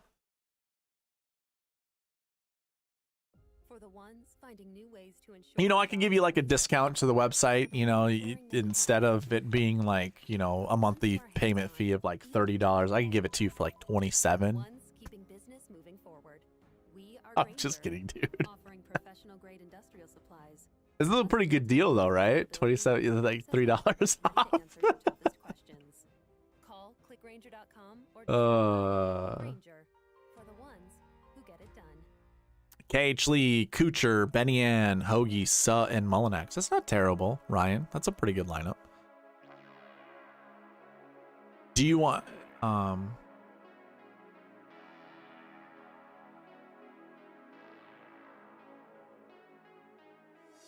Oh, and by the way, Chad, sometime maybe this fall, I'm probably gonna get in touch with you. That's what I was just gonna say. I'll buy a house from you. I'm going to be looking sometime either this fall, winter, maybe even next spring. Who knows? So I don't want to be spending money on rent anymore. There was a Rambler that you showed not too long ago that was in my price range. I was like, oh, that'd be great for me, but I don't know if I really cared for the location. But anyways, I will be in touch with you. These are all things that I imagine I was going to either talk to you about on our trip to Alexandria or the 3M Open or another time on the pod or something like that. These are all saved conversations in my memory bank, so eventually I'll get there. Mr. Henson, KH Lee, Kuchar, Benny Ann, Hadwin, Brennan Wu, and Dave Sound. Do you like Hadwin, by the way? Any golfer you want me to kick out of here?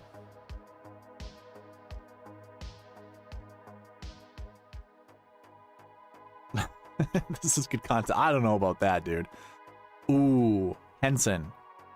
Matty Schmid is one of my favorite 6K golfers this week. Kind of a little diamond in the rough. Do a woo-woo Mike Kim lineup? Okay. You missed out on it the other week. I don't know if you've ever followed wrestling in your life. But I did a Dylan Wu, a Brandon Wu, and a C Woo Kim. And if you didn't know, there was a guy named Zach Ryder who was a WWE guy. His whole catchphrase was woo woo woo. You like that, or you know it. You know it. So I went C Woo, Dylan Wu, Brandon Wu, and we put Sam Ryder in that lineup because of Zach Ryder, and then we put Zach Blair in it because of Zach Ryder. So like we created some it was a dumb lineup and it didn't make any money whatsoever, but it felt magical at the time, in the moment.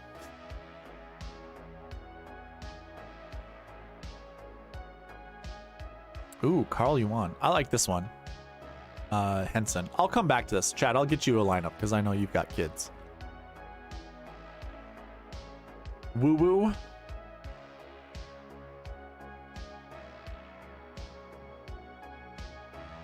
Where is Dylan Wu this week? Okay, I see him.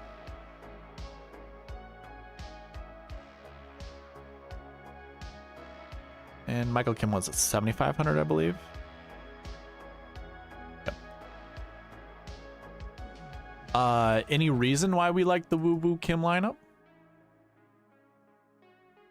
Sure you don't want to add a second Kim to that with Si Woo Kim? Oh, this leaves a lot of money on the table.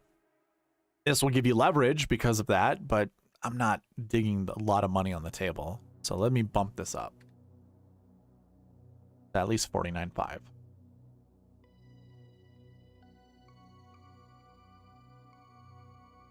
Ooh, Scotty Scheffler. Yeah, they were good golfers. I agree. Scotty Scheffler, Hoagie, Brandon Wu, Michael Kim, Dylan Wu, James Hahn. Do we like James Hahn, Dad? I don't think you like James Hahn. You probably could get persuaded on James Hahn, but probably not. I need Barry R in the chat. Where the hell is that guy? He's our 6K whisperer. We're not doing Cam Percy. We already talked about that. We don't do Cam Percy. All right. Matty Schwab, not Matty Schmid. This is a GPP inspired lineup. We'll keep clicking. Oh, we're not doing Austin Cook. No way. That's right. You do have a story about Han. So, hey, that plays into the narrative. You know what? I actually don't mind James Hahn. I don't know. I haven't really paid attention to his previous finishes. Let's see here. Missed cut at Wells Fargo. We already know that that bucket's going to produce 1 to 3 golfers to finish inside the top 10. So I think that's fine. Missed cut's not a big deal. Not very inspiring, though. Mexico Open, the RBC Heritage. Probably. I don't know. he's maybe he's a 6K golfer, right? So he's a 4% play at most. We're not going any more than 4%. Oh, I vaguely remember what was the whole argument about. I guess it doesn't matter, but if you want to provide input, you certainly can. Russell Knox, I don't mind. Looks like you're getting a lot of Scheffler. This time it has Seamus Power in there. That's probably the first time we saw Power. I don't mind Tyson Alexander, but he's kind of sucked. Like the last time there was like any like real good, it was like Sony Open with Tyson Alexander. And that I don't even know if he even placed that well, but the last time there was good vibes there. Not gonna do Ryan Moore. Kevin Tway, not terrible. It's really sticking on Seamus Power though. Do you like Seamus Power this week?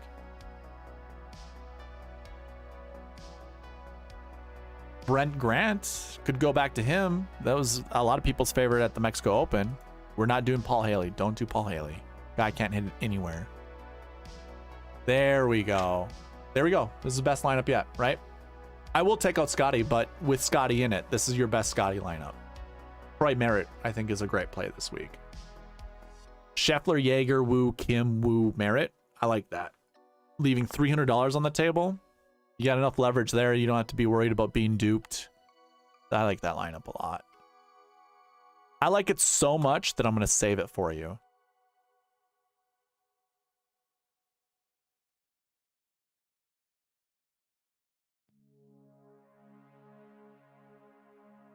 So we'll lock out Scotty, and I'll build you a few more. Good luck, shot. We got to take down a GPP one of these days, and then it breaks.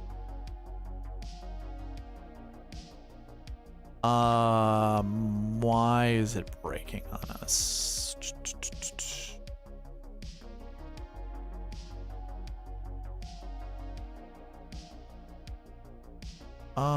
Maybe we take out missed.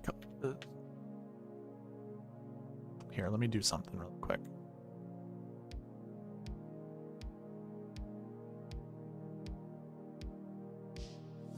See why it broke.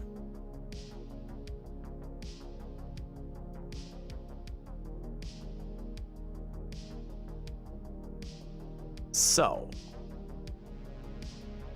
this worked out fine. Last year fives.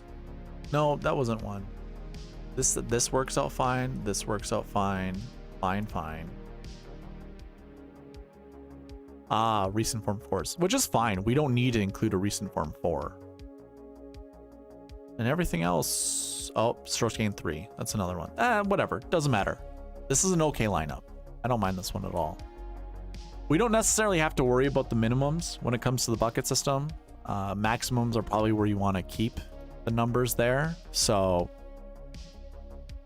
this isn't a terrible lineup. Dylan Woo's the lowest rated out golfer. You don't like Seamus in a birdie fest, right? Is that what you just said? I don't like power in birdie. Yeah. Okay. So we'll take Shamo out. Build another one. And we basically replaced Shamo with Benny Ann, which not terrible. Day, Kuchar, Benny Ann, Wu, Michael Kim, Wu. We want Ann out of there or Kuchar? I'm just gonna guess that you want Benny Ann out of there.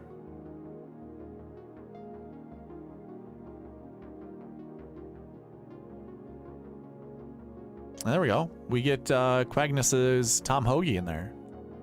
Jason Day, Matt Kuchar, Tom Hoagie, Brennan Wu, Michael Kim, Dylan Wu. Feels like this is on brand for Chad Eckert. Maybe, maybe not. I don't know. Let's remove Kuchar this time.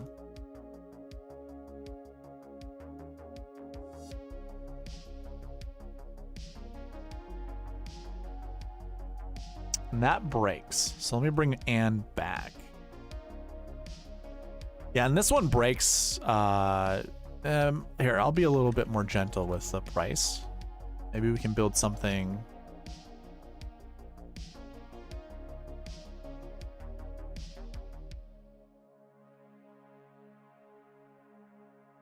Yeah, so we're a little bit more gentle on the price. Now you have Jason Day, Taylor Montgomery, Tom Hoagie. There you go. This is like right up your alley. If you want the Woo Kim Woo trio, Tom Hoagie, Taylor Montgomery, and Jason Day, that's not terrible.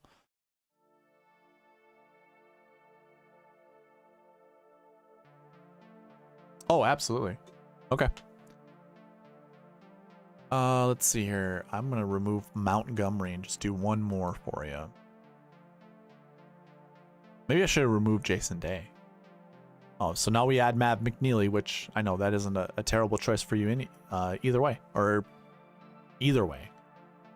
Okay.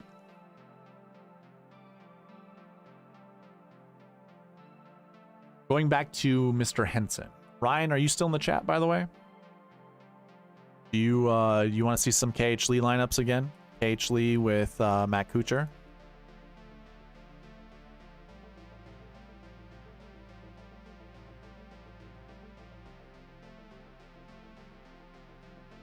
Chat, are you going on at 4:20 tomorrow? Or are you going to go back to 3 o'clock?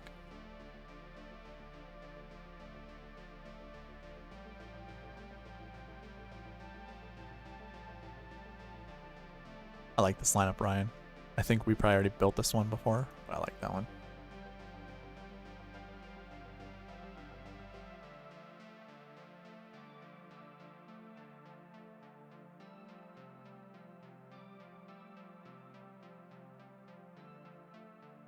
I got ideas. Ideas for lineups or ideas for content?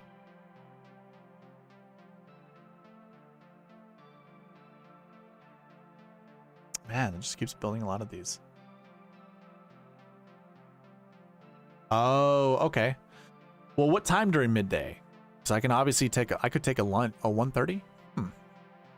I don't know if I could do that. Wednesdays are kind of busy days for me at work, so later or around lunch would be ideal for me. That's why I usually, you know, either jump in chat where I can just type away, or if I can escape really quickly, it's easy for me. So gotta do big boy things, you know. H. Lee, Scott, Kuchar, Riley, Suh, and Lauer. I like that lineup a lot.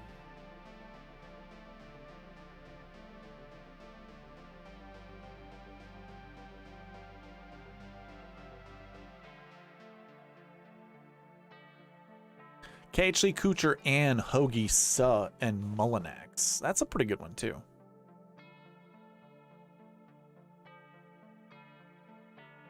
So, Chad, is your 7K golfer Michael Kim? Is that your favorite play this week in the 7K range? Or do you like the woos a little bit more? And there's a 10-second delay between you and I, so no worries, man. If you want to take off, no issues here. Thank you for jumping in and providing some information for me. And just for the conversation, of course. Okay. I know what you're saying yes to, so I get it. Michael Kim. Okay. All Asians. Can't wait for that that narrative to be pumped out on the Fantasy Golf Pod.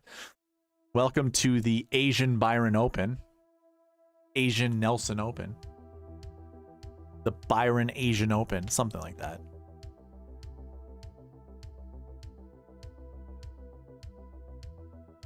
This is a good lineup, Ryan, if you're still in the chat. KH Lee, Kuchar, and Bezainhout, Justin Sun, Ben Griffin. It's a very good balanced lineup. I think I'm going to save that one.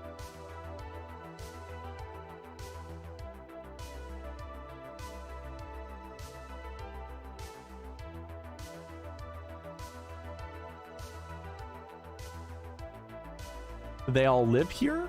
Question mark. I imagine so. Yeah, Brennan Woo's an American. Dylan Woo, I think, is an American as well. And Michael Kim lives in Houston. So, yeah.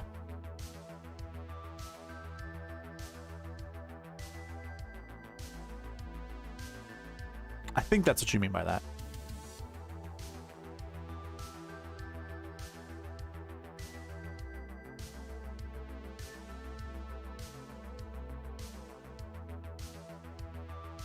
It's another good lineup. Oh, see, yeah, sometimes I hate doing lineups on, live because like these look so good. Oh yeah, we forgot to kick Shelton out. We don't do Robbie Shelton lineups here. Lee, Kuchar, Hadwin, Riley, Brandon Wu, Justin Suh. That's another good lineup. Save that one. These are like all league lineups right here. Put them in like balanced lineups.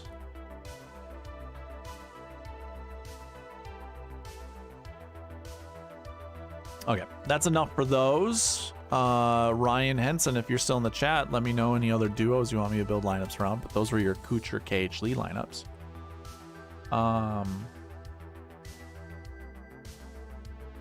Ian, are you still in the chat, by the way?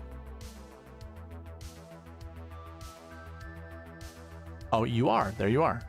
Let me do some of your duos here.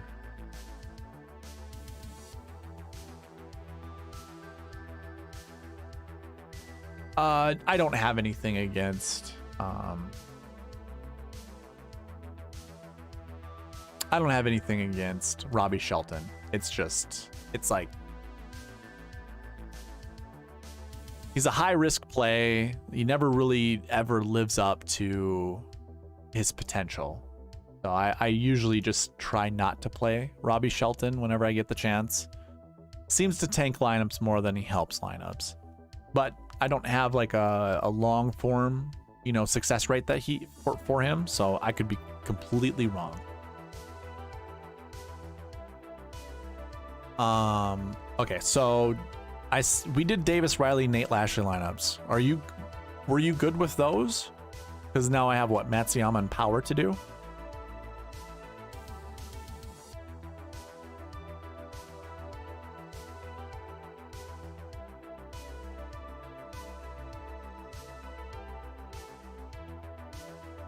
Matsuyama, Power, Aaron Wise, Brandon Wu, Justin Suh, and Ben Griffin. That's a good lineup too.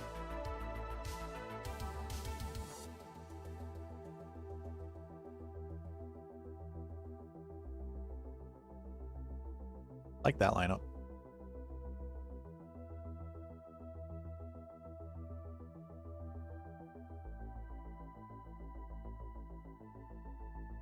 Another good lineup. Are we cool with playing Aaron Wise, or do we want to reduce how much Aaron Wise shows up?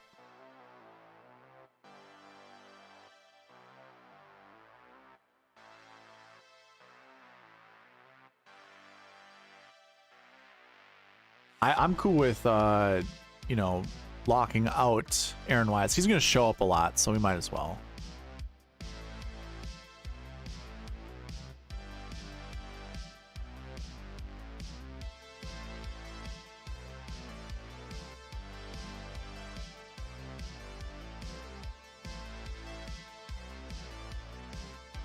There's a Robbie Shelton lineup for you.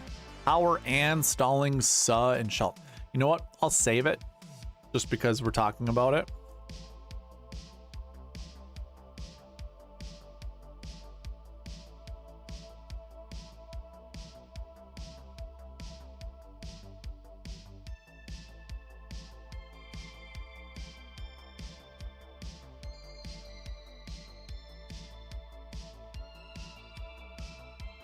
I agree. Matsuyama, Power, and Suh, Griffin, and Neesmith. I don't mind it. I'm not going to save every one of these lineups, but it looks like Justin Suh and Ben Griffin and Benny Ann are getting paired with Hideki and Seamus quite frequently. Do you have any objections to that? Here's another good lineup. I don't mind Davis Thompson this week either. Matsuyama, Power, Benny Ann, Stallings, Suh, Thompson. Would save this one too. Gonna be so many lineups I'm gonna save that I'll just say I like that lineup. You can always go back in the vlogs and see which ones we missed out on if we don't actually save any of these. Matsuyama, Power, Benny Ann, Stallings, Justin Suh, and Justin Lauer. Can you have too many Justins? Probably. Matsuyama, Power, Benny Ann, Justin Suh, Ben Griffin, Trey Mullinax. That's not terrible. Okay.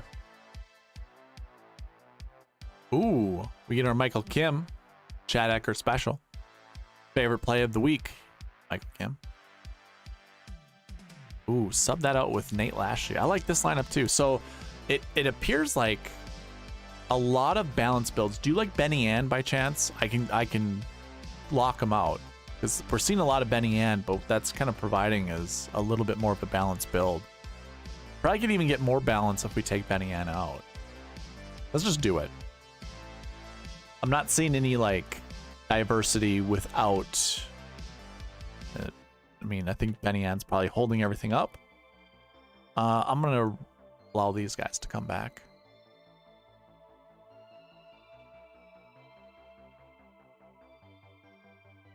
There we go. Matsuyama Power, Taylor Montgomery, Scott Stallings, Justin Suh, and Robbie Shelton. Not terrible. Oh, you do like Benny Ann? Okay. I'll build a couple here and then bring them back. Here we go. A little different lineup. Hideki, Power, Adam Hadwin, Bramlett, Justin Suh, Ben Griffin. That's pretty good.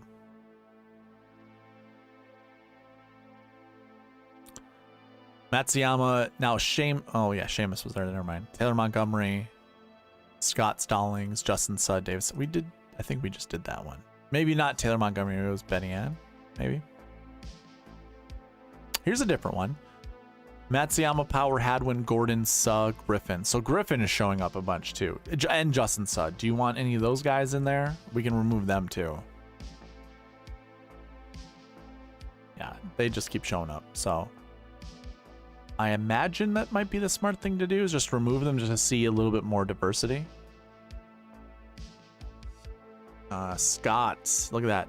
So Matsuyama, Adam Scott, Seamus, Adam Hadwin, Ben Griffin, Cody Gribble. I think I'm going to save that one. I like that one. Anything that has Adam Scott in it, I'm all for it.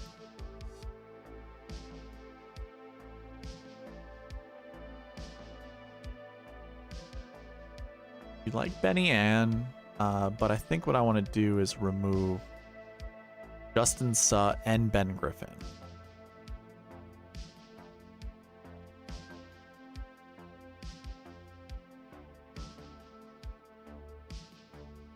If I remember where Justin Suh wasn't he 7,600? Yeah, I right above Ben Griffin.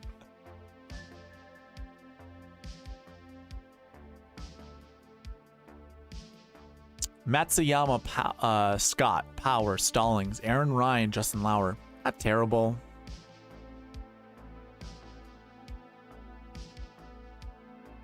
Here we go. Well, I don't care so much for Adam Hadwin, but this is a pretty good balanced lineup.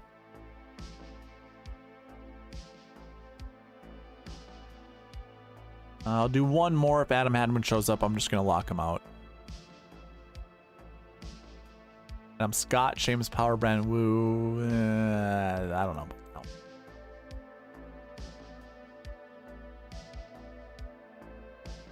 Seamus Power, Christian Bezanhout, Will Gordon, Brandon Wu, Scott Stallings. There's another good balanced build.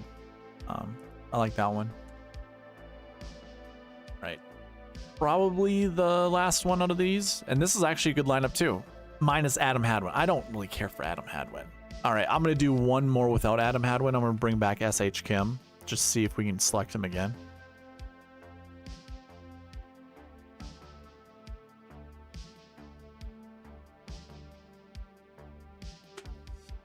Same lineup and just put Seabez in there. Okay. So those were your Matsuyama and Power lineups. Let's see. The next one I have on the list is Hoagie in Power.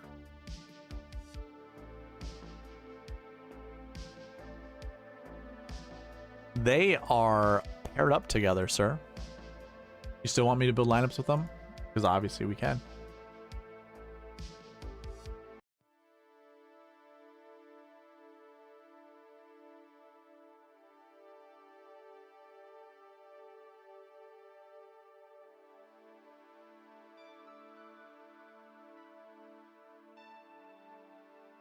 Or I will start building. You let me know.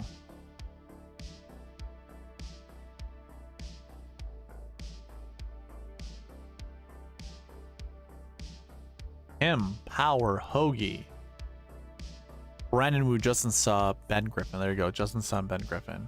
Skip it then? Okay. With that being said, do you have any other combos you'd like me to build lineups around? Or anyone else in the chat? Or viewers watching? Do we have any conversation topics we want to talk about? I'm cool with talking about anything. Yeah, that's fair. I agree.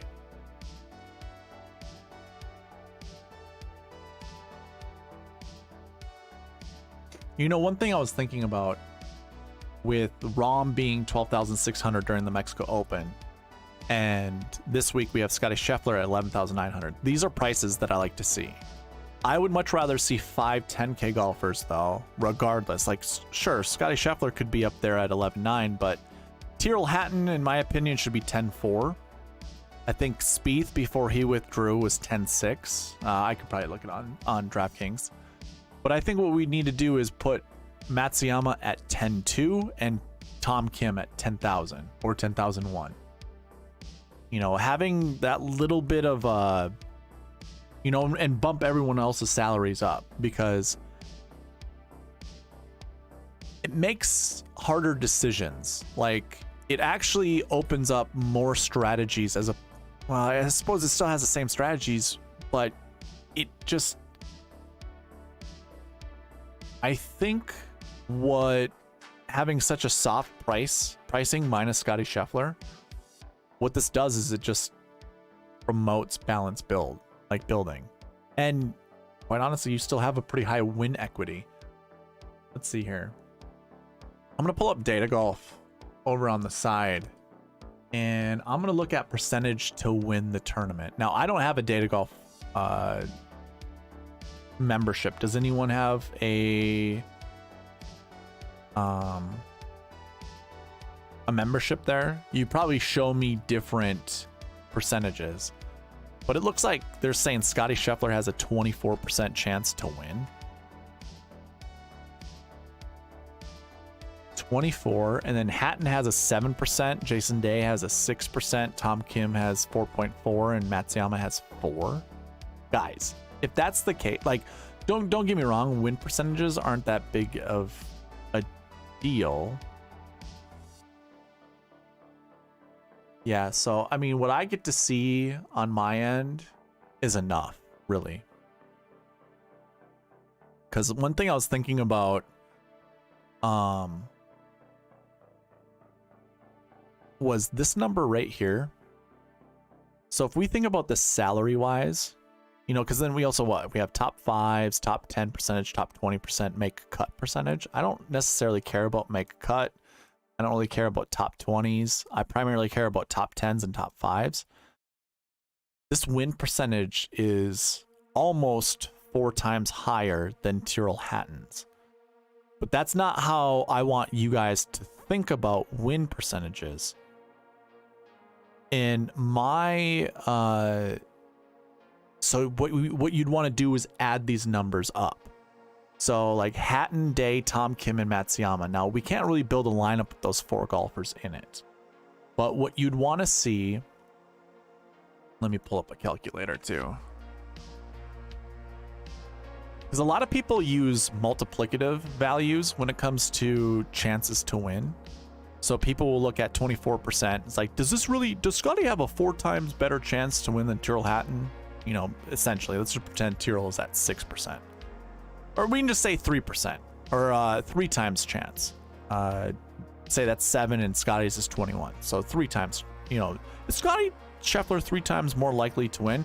I don't really care about, you know, the multiplier.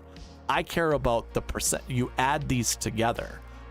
So in my opinion, if no 2 or 3 golfers down here can be added together to get to the win percentage Scotty Scheffler's at, you play Scotty Scheffler every single time. That's how you should be looking at win percentages.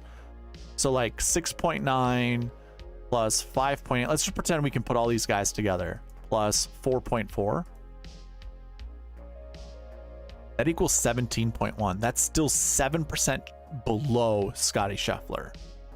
And I would implore all of you that are looking at win percentages to do the adding part. Don't look at this multiplicatively. Like, don't look, does Scotty Scheffler have a 3 times better chance to win this tournament than Tyrrell Hatton? And then you look at ownership. Well, is Hatton gonna be, you know, 1/4 the ownership of Scheffler? If you truly want to win, you would look at win percentages. So then you would total up all the other golfers that you could put together versus what you could add Scotty Scheffler with. So Ian, you say you have it. What is the highest win percentage for a 7K golfer in that list? You know, you'd have to kind of do like a cross reference since you're not going to see 7K right here.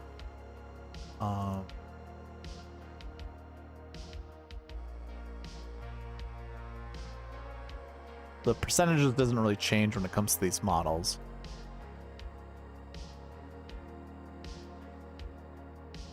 Now, top 5, actually, you know what? I'm sorry. I would also include top 5 percentage. Because, man, that's difficult. I would still go with what I just told you. But then I would also kind of incorporate top 5 percentage. Because, you know, Scotty Scheffler has to be top 5. Like, he has to. Yeah, no worries, Ian. I appreciate it. Or if you're gonna do the research, if you can do like 2 or 3 7K golfers and just, you know, you just give me their whole number, like 4%, 3% or whatever. I would look at going back to what I was talking about. I would look at top 5 percentage because Scotty Scheffler has to hit top 5 in order to return value. He has to. If he's outside of top 5, then you take any of these other golfers that have a better chance. Not so much a better chance, but like decent chance to be inside the top 5. And you add these guys together. So like Day and Hatton, yeah, you probably do that. You know, that actually still is less than Scotty Scheffler's top 5. And again, you probably can't put 3 of these guys together.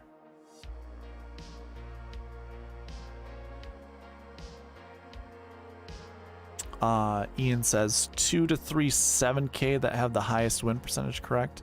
Yeah. Because I would like to know, basically what we're going to do is those are going to be, we're going to build lineups with those 3 golfers locked in. And then we're going to see, does Scotty show up or does Hatton and Day show up, or Hatton and Kim, or Hatton and Hideki Matsuyama? Because again, like this top 5 percentage, the likelihood of finishing inside the top 5, you add these together and it's still lower than Scheffler's. I mean, what do I get here? If I go 22 plus, say 18 plus 17, 57. So you add these up, and I'm adding the bottom 3, Jason Day, Tom Kim, and Matsuyama. Those 3 guys added together barely pass Scotty Scheffler's chance of being inside the top 5. Barely pass it. So like this straight up is telling me you play Scotty Scheffler and you don't look back. What's Adam Scott's win percentage, Ian? If you don't mind sharing that. Oh yeah, Anna, you know it. We get wild at night. I mean, I anticipate like in the next 30 minutes, I'll probably have Barry R show up and he's just going to wreak havoc on everything. He's going to be so full of energy that he's going to be like, he's going to keep me up for another hour. Anna, I'm sorry your date was bad. I kind of saw your text message briefly when I looked down at my phone just to see what was going on.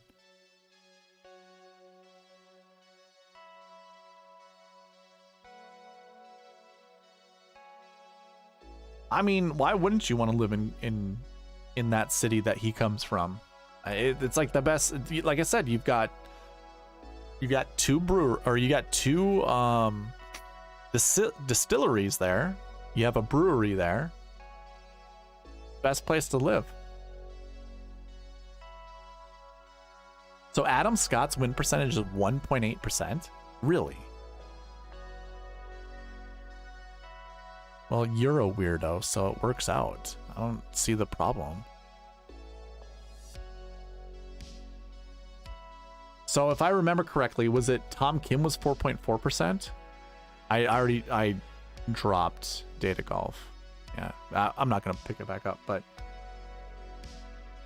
I would much rather put Adam Scott and Scott Scheffler together than pair any of those other guys up.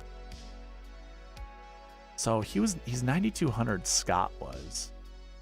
So Day had like what, a 4.4% chance. Something, I gotta pull it back up. My bad.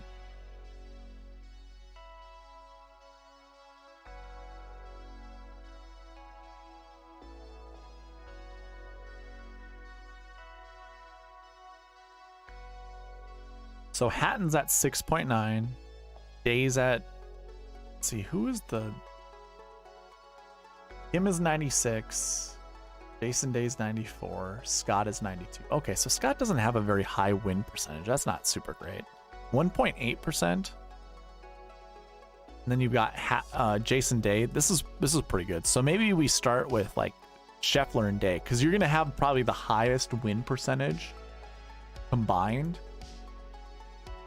going with those two than you would anyone else, because really Jason Day is $200 more than Adam Scott. Oh, he's grouped up with Scotty Scheffler. That's, yep, there's an issue there. Damn it. Well, let's nope, never mind. And then the other two is Hatton and Matsuyama.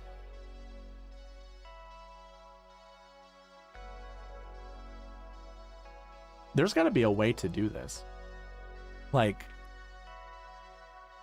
so I don't have all the numbers. I don't get the luxury of seeing all the numbers that come with this model. I probably would create my own model, if I'm being honest. That would be something similar to this. But I would, you know, with my lower 7Ks and maybe some of my 6Ks, I would look at the make the cut percentage with those guys. Basically what I want is a high floor with a high ceiling, which is impossible to do with, you know, 6K golfers or low 7K golfers, but that's what I would like. Or maybe even a high top 10 percentage. That would be great.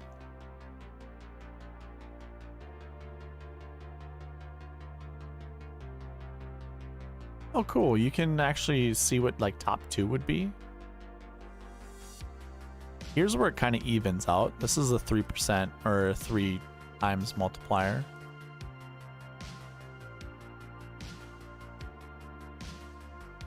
How does it go up? It goes from top 2. Oh, never mind. I'm stupid.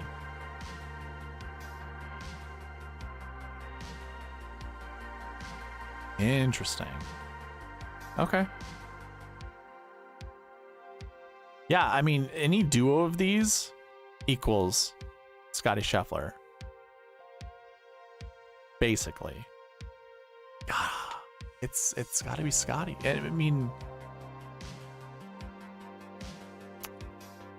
I don't think I'm going to become a scratch member, but that would be interesting. I mean, that's how I would look at it, Ian, would be add those numbers up and really whatever's, you know, total you get at whatever the highest total is. I wish I could see 7Ks and 8Ks, you know, and just to see what those win percentages are. I assume it flattens out, right, Ian? Like it probably goes those top guys. So it's like Scotty and then Tyrrell, Tom Kim, Hideki. Those are at like 4%. Then it probably drops down to 2% pretty fast, and then it flattens there, and everyone's around 2%, and then it kind of goes into like the 0, the 1% stuff like that. I imagine. I remember what that usually looks like.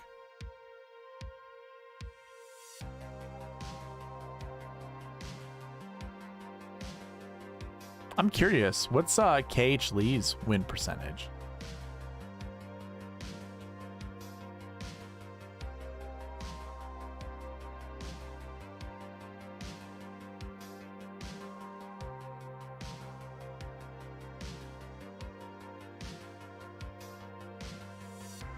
Also, what is Adam's like positional wise when it comes to win percentage? Is he inside the top 10 of chance to win this tournament. Sorry for disrupting your night. But I appreciate you looking this information up, by the way. And if you don't have it up, that's fine. H Lee's 2.6. Interesting.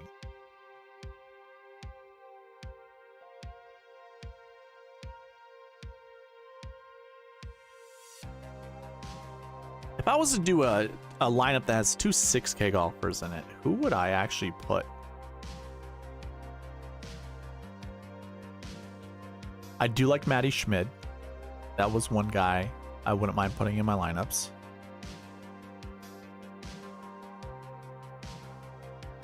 Number 10 on the win percentage, huh? He's 7th with salaries. Okay. And honestly, 2.6 versus 1.8. So regardless of wherever KH Lee is, in comparison to Adam Scott, that is very minuscule. 0.8% difference. I would view those as the same, but it is a good excuse to play KH Lee over Adam Scott.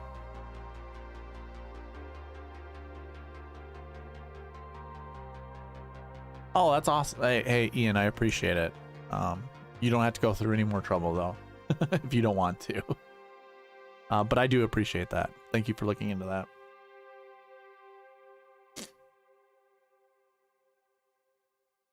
Yeah, I'm trying to like make an argument for me not to play Adam Scott this week, but you know, Scotty Scheffler is paired up with Jason Day and is paired up with KH Lee, so I can't do Scheffler and Day lineups. I can't do Scheffler and KH Lee lineups, and then putting Scheffler with Tyrrell Hatton or Hideki Matsuyama doesn't really give me the best lineups.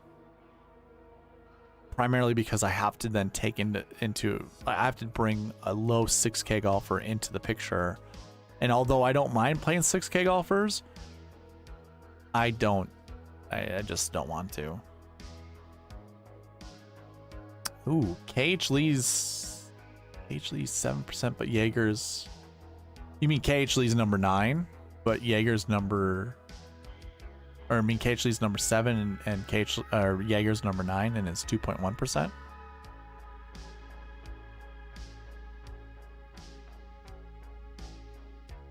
So this is going to be a really interesting case study, because is this really a course history type of golf course? You know, like, I mean, any golf course is course history type of golf, in my opinion. But someone like KH Lee, who isn't an elite golfer, he's won this tournament twice, 2 years in a row. What's the likelihood he wins it 3 years in a row?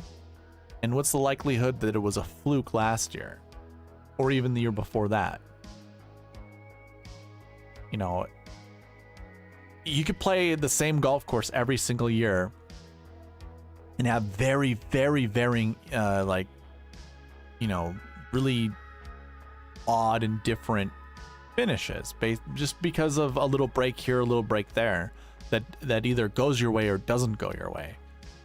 So, you know, like some of the other course history golf courses out there, like that, I should say that course history plays a huge factor into, like, say, RBC Heritage, or even the Masters.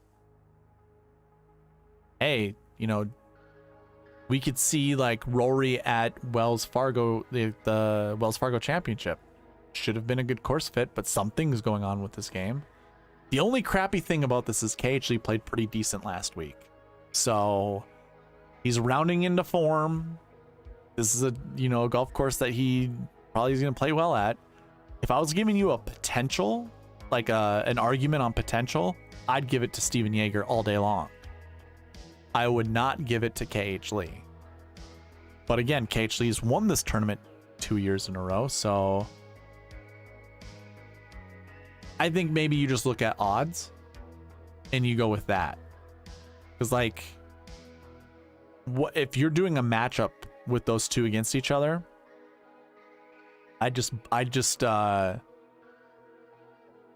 Whoever has the better odds, I'd just go with that guy. because it is a coin flip. Really, I think it's a true coin flip.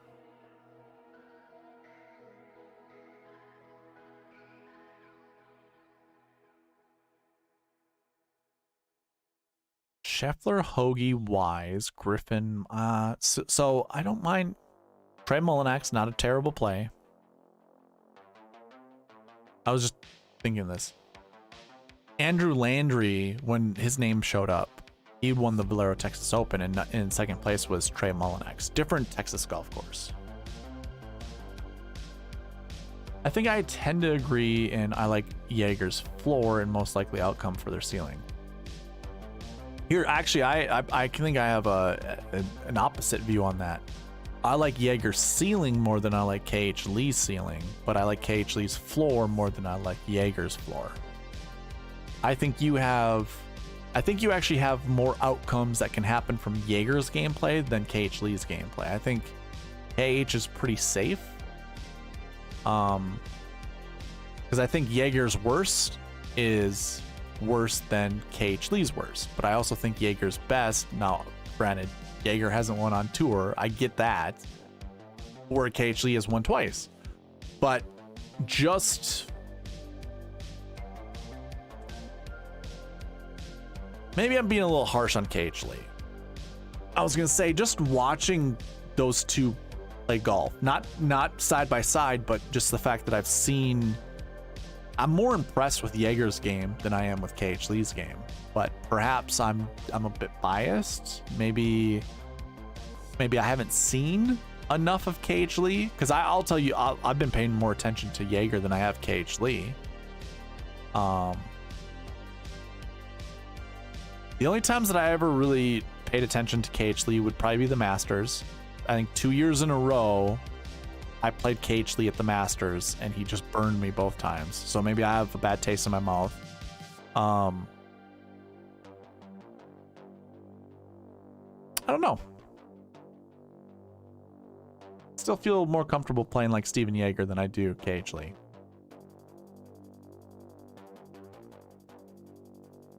Just gonna take Mullinax out.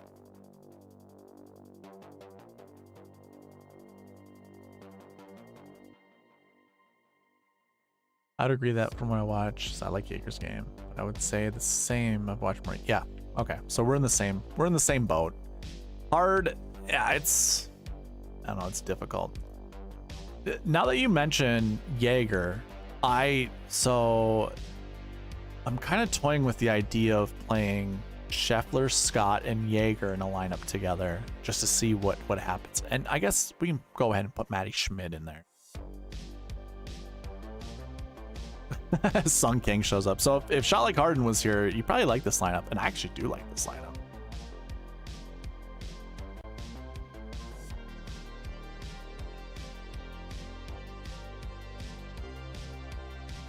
I kind of like the color. I started color coding these. So yellow for me is balanced. Red would be by GPP and volatile. Just gives me an idea. Then when I put these lineups into the contest, I know which ones kind of like search for or what to do with those certain lineups.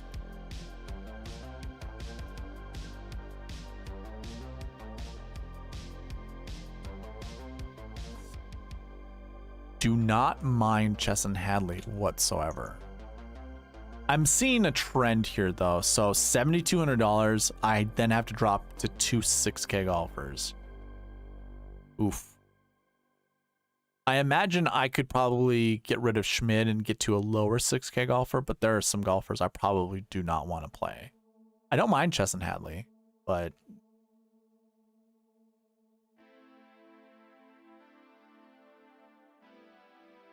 you know what?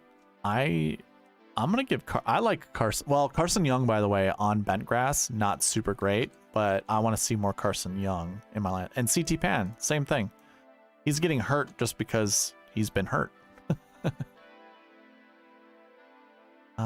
Who was that? I just Hadley, Chesson there.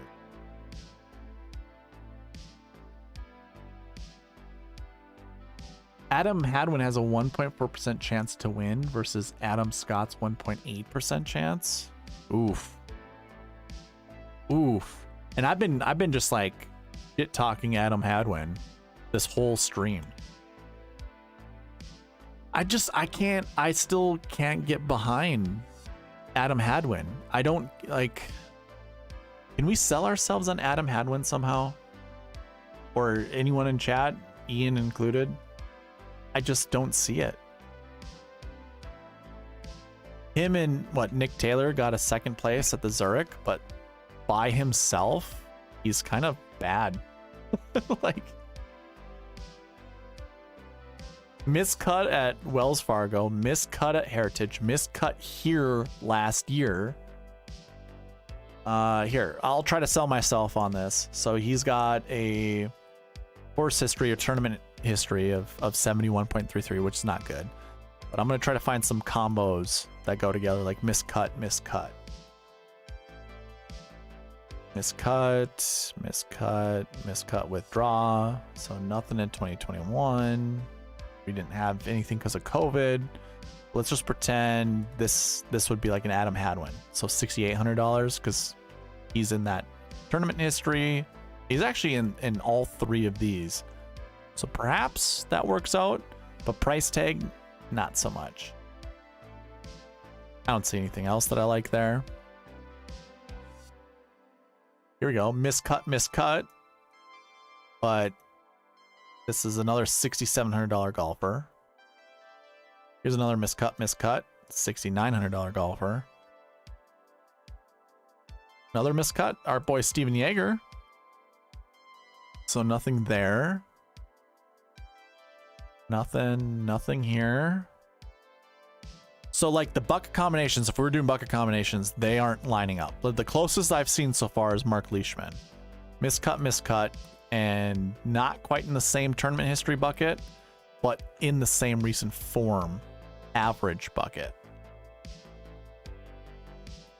Scott Piercy would also be another one, but he's $7,000. So why do we think Adam Scott has a nearly a higher percent chance? No, nearly a higher percent chance than Adam Scott. Obviously, they're not looking at buckets like I am. There's just no trends that are pointing towards Adam Hadwin even having a good finish at this event. Trends aren't everything. I understand that. But since that's what I'm heavily using, I don't know. I'm cool with just skipping past Adam Hadwin.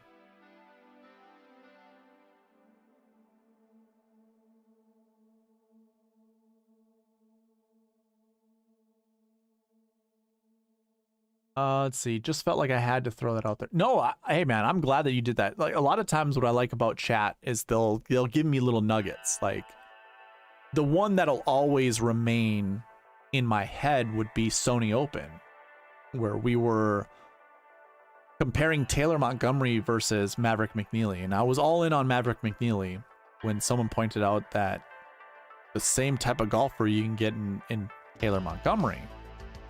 But looking at Taylor Montgomery, he was hitting the driver straighter. There was more to like about Montgomery's game than there was Maverick McNeely's game. They're similar putters and stuff like that, and so that got me on to like Taylor Montgomery. I can't remember if I took down like a winner take all that got me a lot of money that week. I can't remember, but I remember that being a good week because of Taylor Montgomery. So it's not terrible. Or not. That's not what I meant to say by that. I got distracted by what you were typing. I enjoy these types of conversations. Like it'd be great to have like a round table of people talking about golf and the things that we like and the things we don't like. Can't always get those things together though. Form of AT&T Byron Nelson winners since 2010. KH Lee, 25th PPC Potomac. So that was the week before. Then miscut Heritage, miscut Masters, miscut. Then KH Lee, 58th at Quail. Sung Kang, miscut at Quail, miscut New Orleans, 42nd San Antonio, 18th. Aaron Wise, second at Quail. Yeah, so that's the wonderful thing about the buckets, right? Because it tracks that with the recent form buckets. This is something for trends. They all look terrible. Yeah. That wouldn't be 0%. I don't understand why it says 0. But yeah, I mean, you're right. Bad form coming into here. But yeah, I must be missing that week. Why am I missing that week? Are all of these like that? No, that updated properly. As does that. That does. So it's just KH Lee in this one.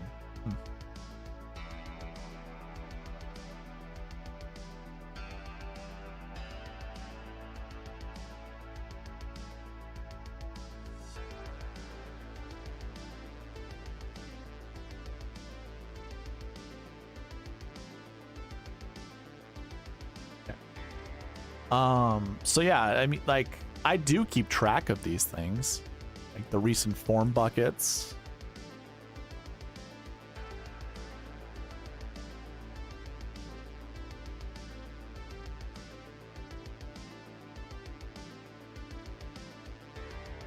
I would just, because like this is the recent form bucket that Adam Hadwin is in. He's in that 40 to 60 range, so I kind of lump everyone in there. Not as bad as Billy Horschel, but Sergio would be basically the same. Same goes with Stephen Bowditch. I'd wrap them up into the same. Even has a top 20 at Zurich, like Adam Hadwin. Has a missed cut the week or the year before, just like Adam Hadwin. So those, yeah, that applies. Brenton Todd's a little bit different. 2013. Sang Moon Bay's a little bit different as well. Yeah, Aaron Wise would be about the same. So too would be Sung Kang, kind of like what you're pointing out. Not so much KH Lee in 2021. Sort of like KH Lee in 2022.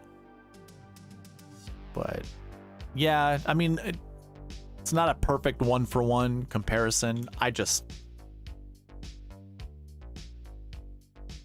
Yeah, anyways.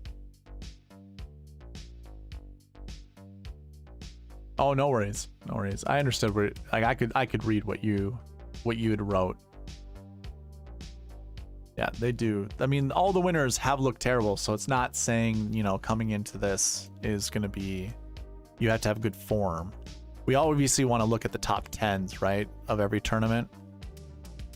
Like you had JT, who was 10-6, was not in the optimal lineup, but Jordan Spieth was at 10,100.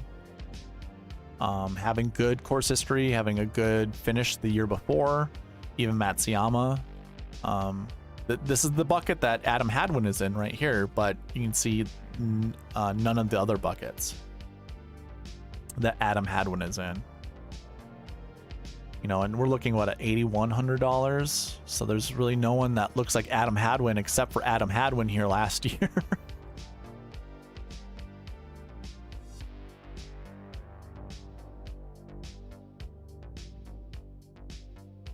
I mean, he played it one time. It looks like he's never, you know, he hasn't played this golf course except for last year. So he doesn't have like 2 years of data for him, but yeah, the more I look into this, the more I can easily pass on someone like him.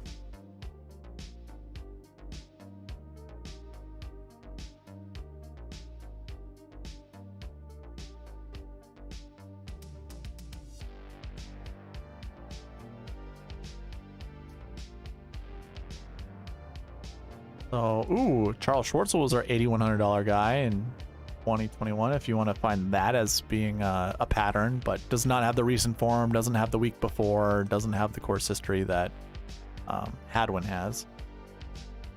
Nobody in that range does. Luke List maybe, having a miscut average finishing position at that tournament. Still not a 1-for-1, so it doesn't really work. Actually, Harris English would be a good one. $8,700. He did finish 13th that year. Pretty similar tournament history, very similar recent form average.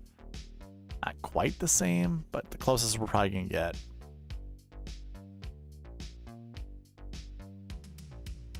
Yeah, I don't know. And these are performance trends, so it's not like it goes down to one golfer. You know, like Adam Hadwin can obviously just be a different golfer than those guys, and that's all that matters. But I think I'm okay not playing Hadwin. There's something weird, you know, miscut, and then finished 31st at the match play. 31st is not getting out of group play, but having a win most likely. So nothing is, I don't know, man. The reason I'm kind of going through this is trying to talk myself into Adam Hadwin, despite me sounding so pessimistic about it. I don't see it. And Neesmith. I don't want Neesmith in my lineups.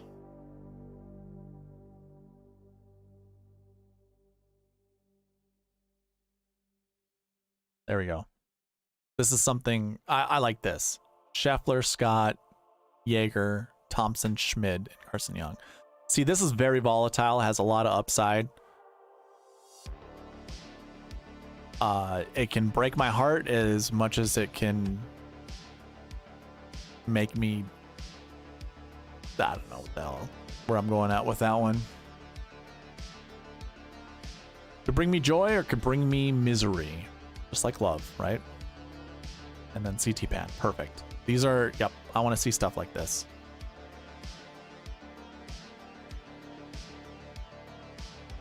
These are going right into the 50 cent. All right, anyone else have any combos they want me to build with? I might end this here shortly. Just save some time. It's almost 10, and I usually want to get out of here around that time. Let me know.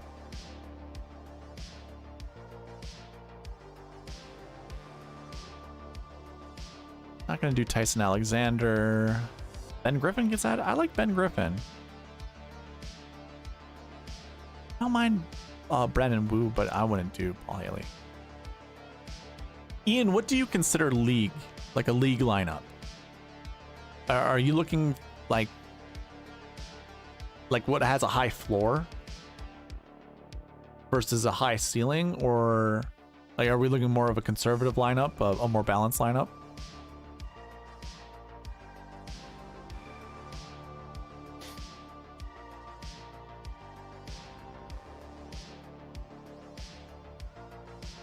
What did I have here? We do have a Sung Kang with a Matty Schmid, Carson Young, CT Pan. Those are all lineups I want. Davis Thompson was added. Davis Riley was added. Okay. Riley was added and Thompson. So the Davises. I'm gonna go back and see if Carson Young and CT Pan will be selected again. I'll do a couple more here. A little more upside than cash. Yeah. Okay. Yeah. Nate Lashley.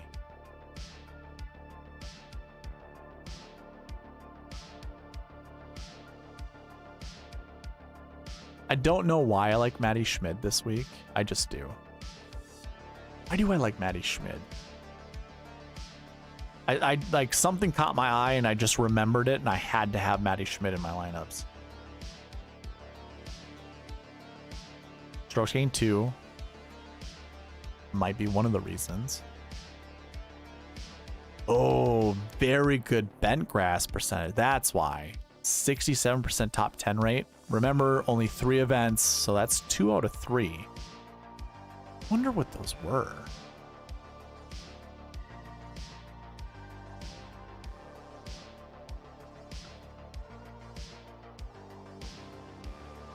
Go to my bent grass spreadsheet that has all the bent grass courses on here, and we're looking for who? Matty Schmid. Actually, probably go to 2023, I'm assuming. We have 2 finishes here. One at the American Express, which is kind of a in-betweener. And the Safeway Open, which is really the Fortinet. Which more POA than anything. American Express is more overseed.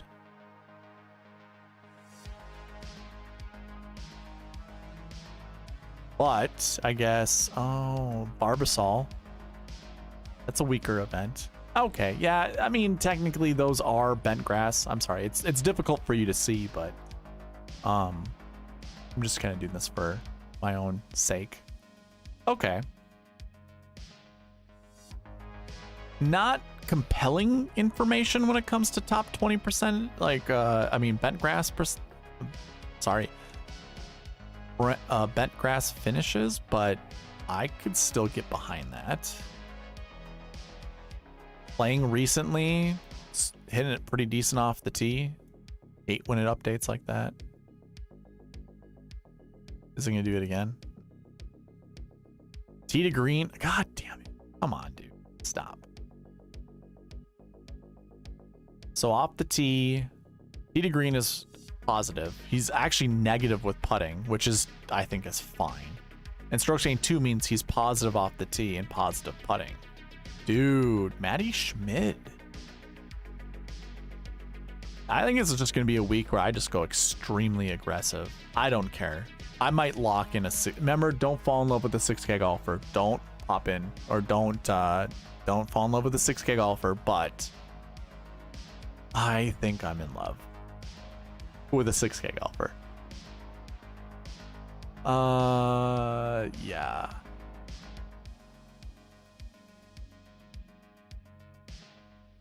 Matty Schmid was for the Mexico Open.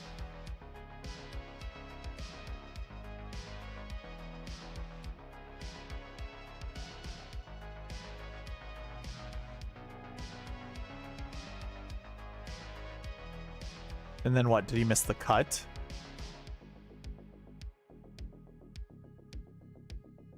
He did. Yeah, not the greatest finishes, huh? But what do we have at Mexico Open?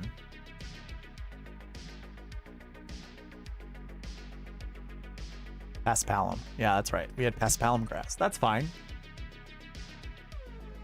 That grass might be the equalizer here. Valero, Texas would have been overseed. Zurich is overseed. Pralas Punta Cana is Paspalum again. So the guy just not good on Paspalum. Yeah, that would be the t-shirt slogan. Would just be never fall in love with a 6K golfer. I should, you know what? Ian, if you continue to come into live chats, do me a favor. If it gets close to Valentine's Day next year, remind me to create a t-shirt with that on it that I can give to anyone. It might be a pink shirt, might be a white shirt, and it'll be Valentine's Day themed. Never fall in love with a 6K golfer. Sounds like a good idea, right?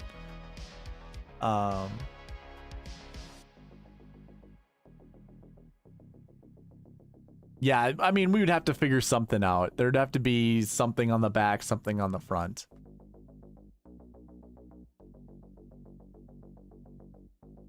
So I don't really care for Harry Hall, but hey, that's fine. I'm just going to create as many of these as I possibly can. So Harry Hall, I don't want to see. 7,200 Harry Hall, and then it was Nate Lashley was the other one. Bob Shelton's going to show up, I know it.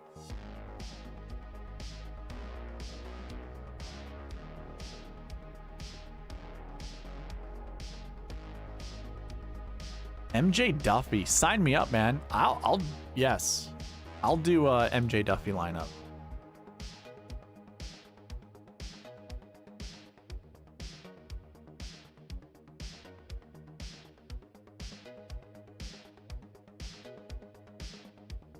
This I might put all of these lineups in the winner take all, the 50-cent winner take alls. That probably would be a better place to put all of these.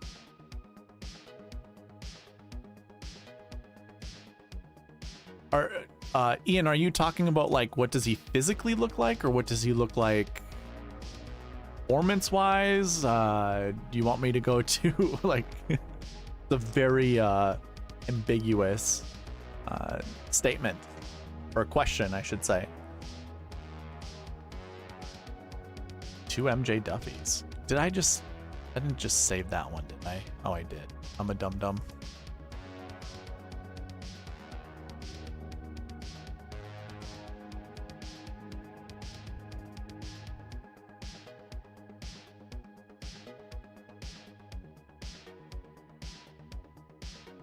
Course fit wise, let's see.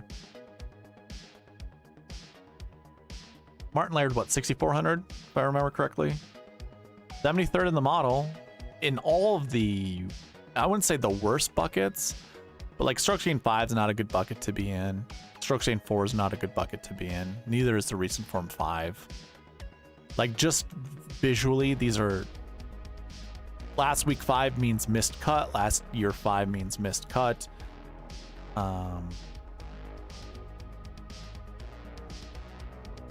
Not super great. 76 events on bent grass. He has an 8% clip of finishing inside the top 10, which isn't terrible for a 6K golfer. So, you know, I'd feel more comfortable with that. Scored 26 points last week with a missed cut.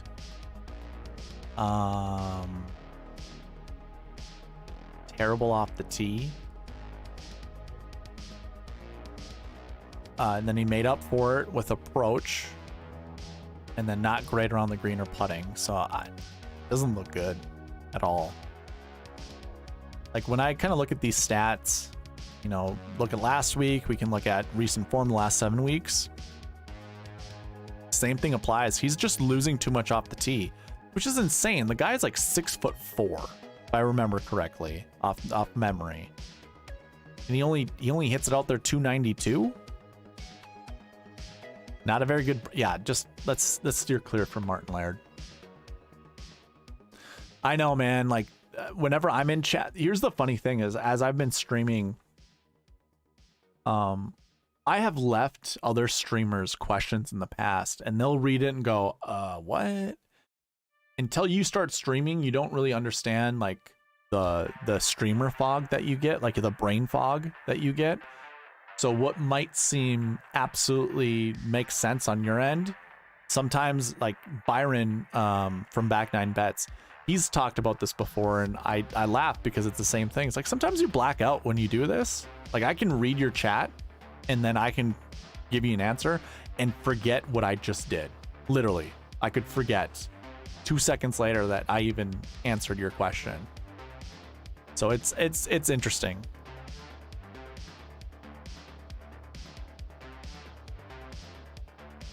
But yeah, let's stay away from Martin Laird. Doesn't look like a super great fit.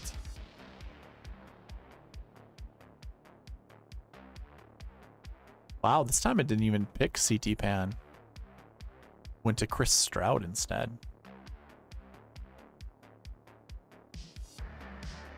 Okay, we are at 10:04. Any other like closing combos you want me to build lineups with, or any questions? I'll give you like, 30 seconds to give me whatever you'd like, and then I'm gonna end the stream. I'm not doing Tyler Duncan.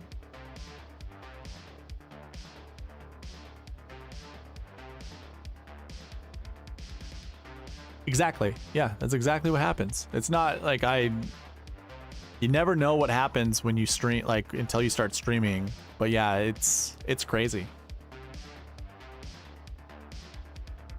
Cool. All right. Ooh, I like this one. Vincent Norman. Absolutely, man. I enjoy talking golf whenever I can. And then when we get to apply like strategy to it, like building lineups and stuff like that. It stimulates my brain more than anything else really could. So I enjoy doing this. I enjoy doing this more than playing a video game. I enjoy doing this, not necessarily as much as playing golf, but no, this is a lot of fun. So, and I appreciate you participating, because if it isn't for people like you, this stream would have ended like an hour ago. So I'm cool with being on this late. I have no issue. Longevity is something I can do when it comes to speaking, especially about golf.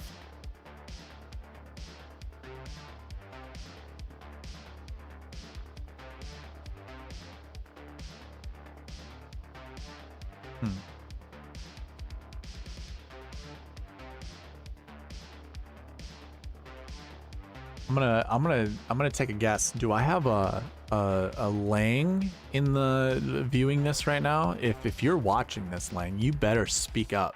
I want to see your name in the chat right now. Get yourself a chance to win $5.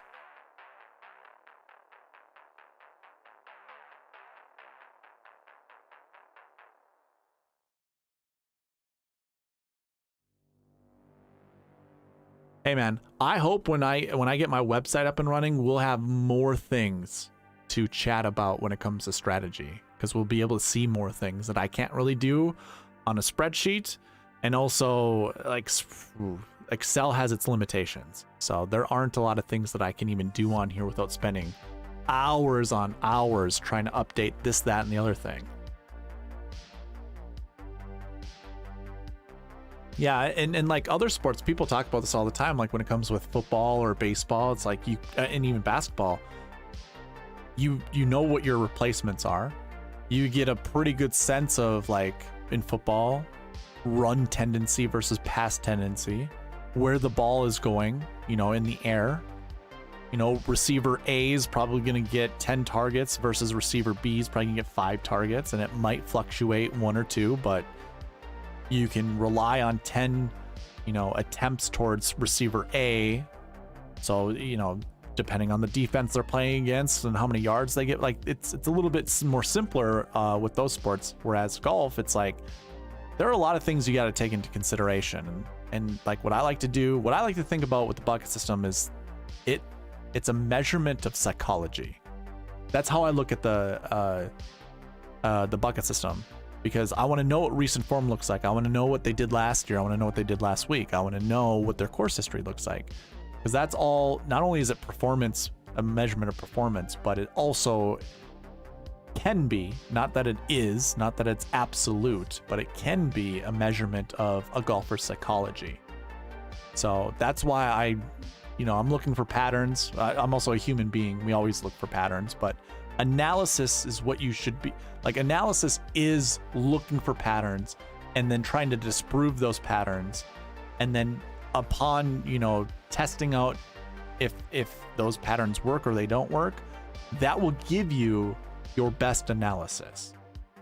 So if you can disprove it, then obviously you don't go with it. But if you can't disprove it, then that just solidifies, you know, your analysis that you're looking at. But that's what analysis is. It's looking for patterns.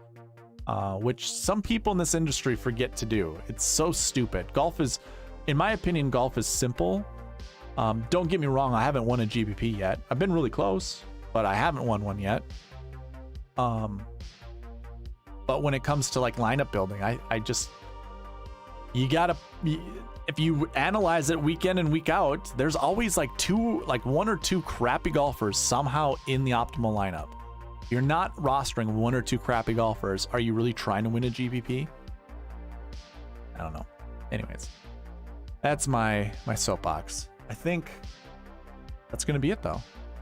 Anyone else have any other questions? Anything else? I'll give it 10 seconds now. Put a little timer up in the corner.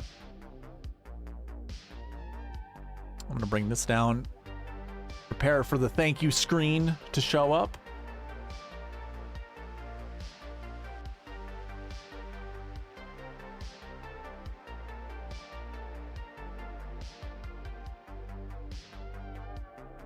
Absolutely, Ian.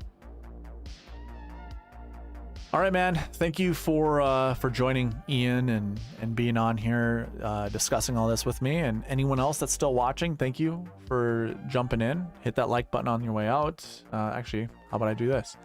Thank you all for watching. Please leave a like, comment, subscribe, all that good stuff on your way out. And I'll see you in the next one. All right, bye.